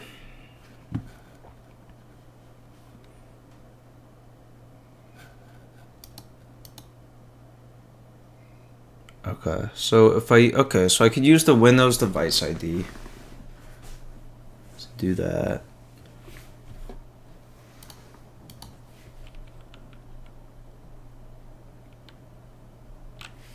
Then what I'm afraid of though is if you do an anonymous login with the device ID, what if someone steals that device ID? That's kind of what I'm worried about, but I'll keep looking at through these posts.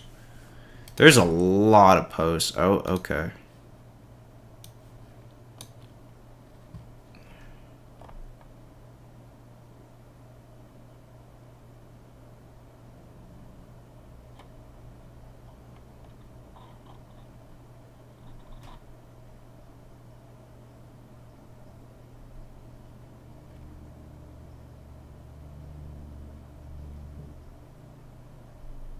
Okay, this is a good one.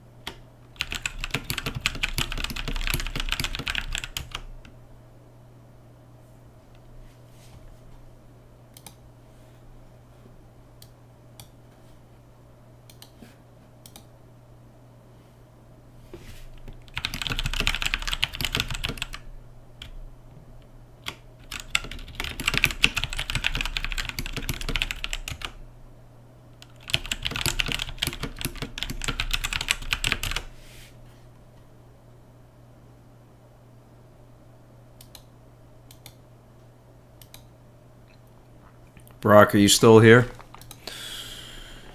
Currently talking with Legit on Discord.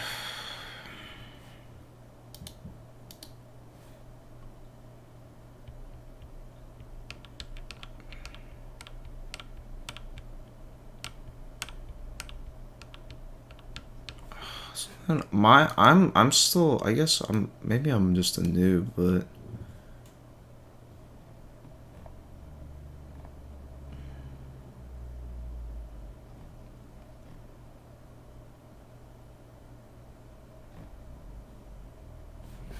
I guess I'm gonna PlayFab new.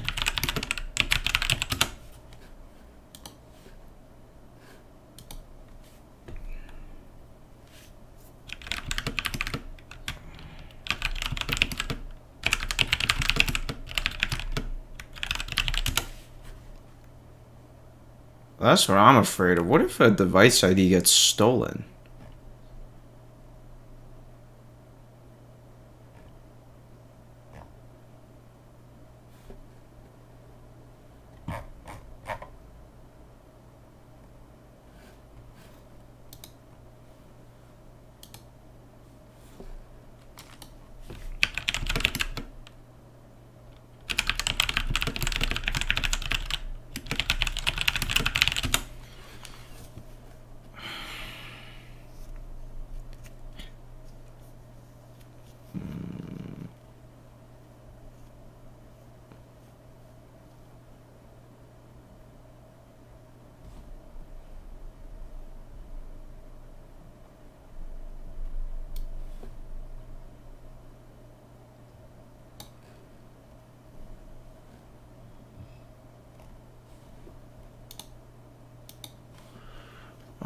And can continue to be the primary frictionless login for the player. Many players will only use these options again if they're attempting to recover their account.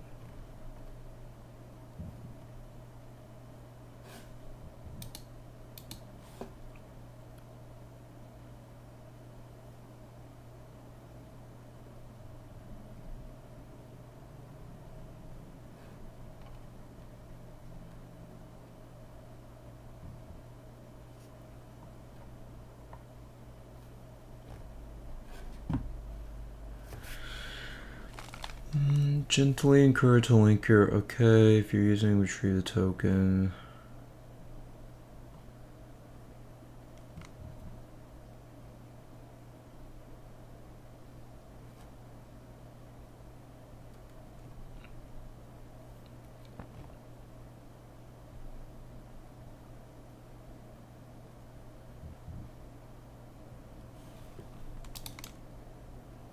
I just don't know.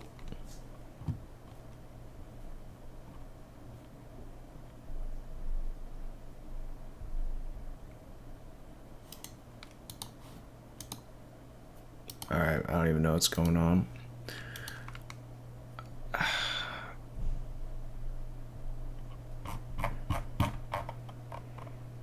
This is linking account.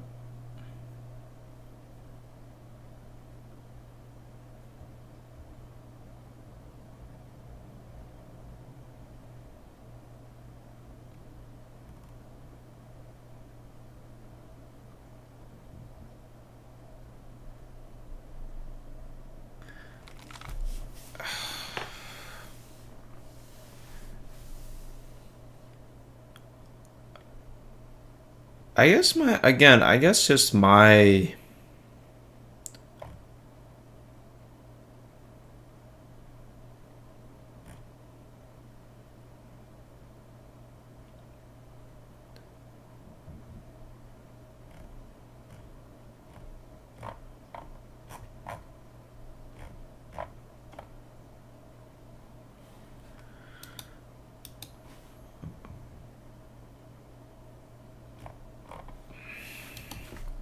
can device IDs be stolen?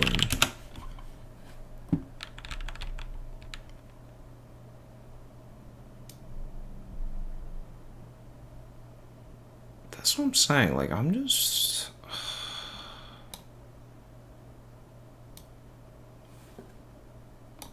Is this a best practice?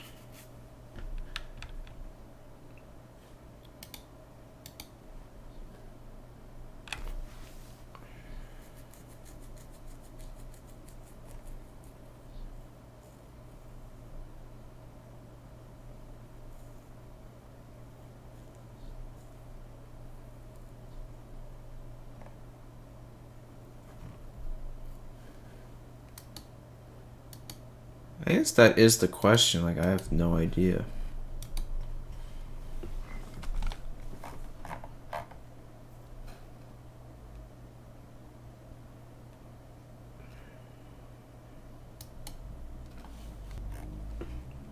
I guess I can look at this code.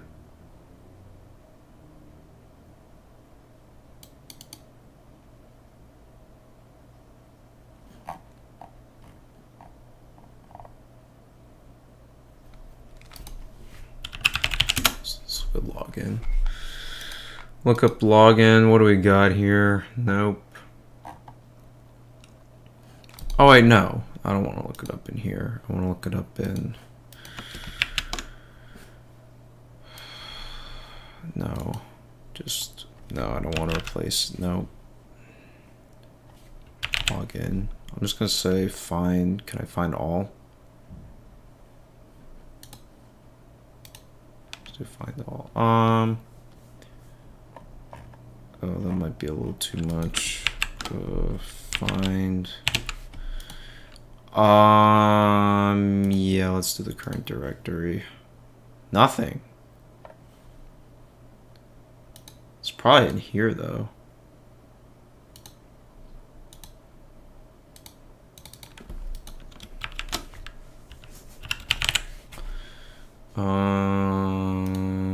Yep. Okay, now we got some stuff.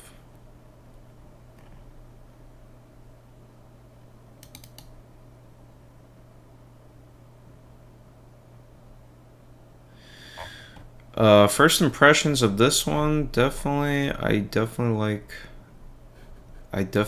this plugin a little better than the GameLift Server SDK plugin because this plugin actually uses built-in Unreal Engine types like tmap. So that's good.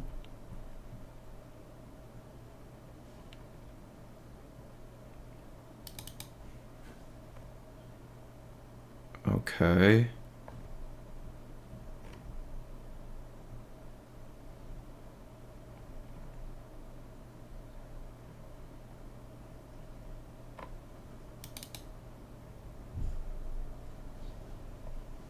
They do have stuff in here.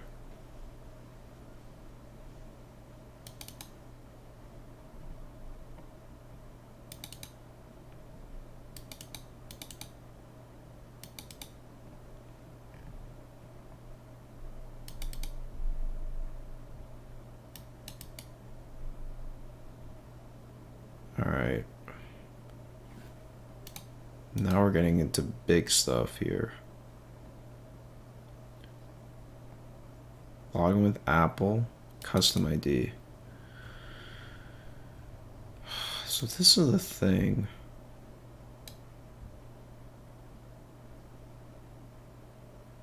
I guess I'm just really worried because like if you're using this login with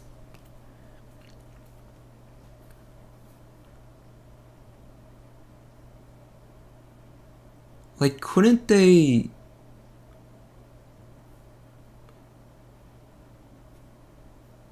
because like you're gonna hard code your title ID. That's why like I'm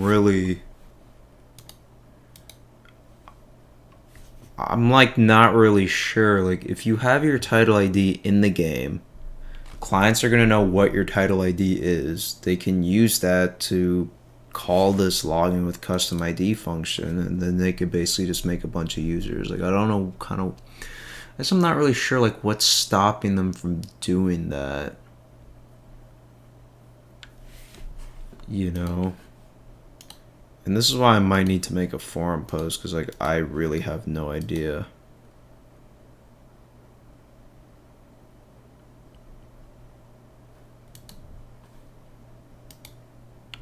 I'll just keep going with these. And then maybe I'll just end the stream. I'll just look at all these posts. How many search results we got? I don't even know.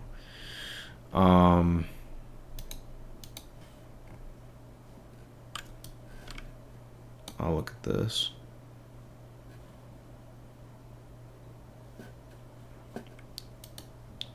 Nope.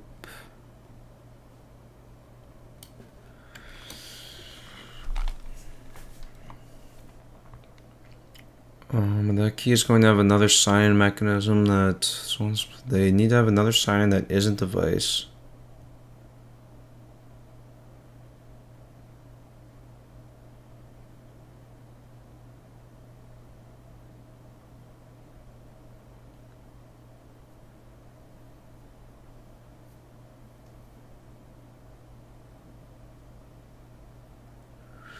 I'm not really following these best practices.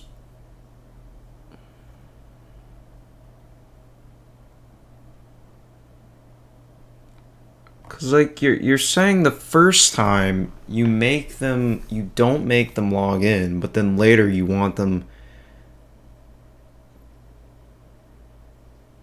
to sign in. Okay, I kind of get what's going. Okay, this kind of makes sense to me. Okay, it's if you go on another device and you want to use the same account. Okay, I get that.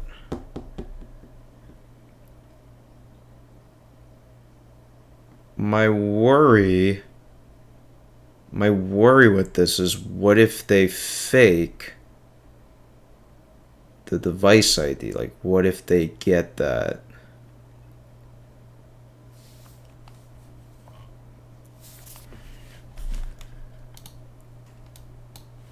I guess that's my worry.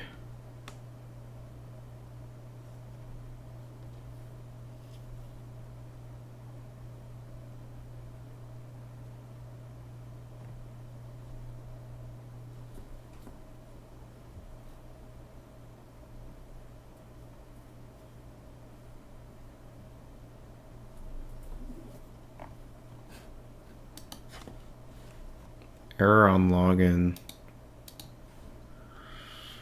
Okay, PlayFab login issue. Problem with Google login and PlayFab. Custom login. I'll look at that one. Preventing multiple login. Nope. User login flow.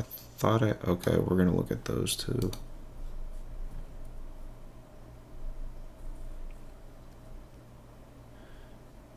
No. Not doing that.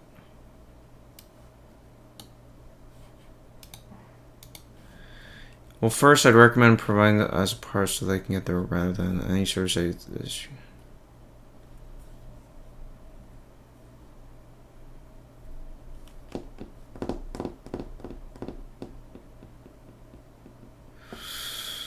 Okay, no, user log.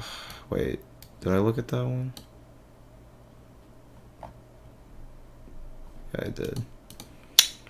Alright, email login custom ID best practice. This is what I want.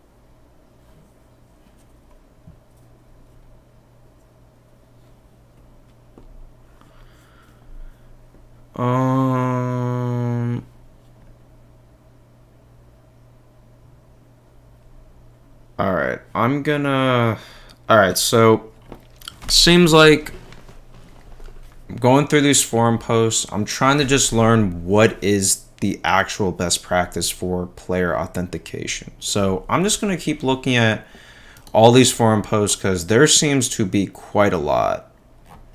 Like page size 15. So if I go to 15, is that the last one?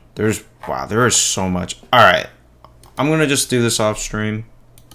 No one's really watching anyway, I'm pretty sure. So with that said, I'll talk to all of you guys later.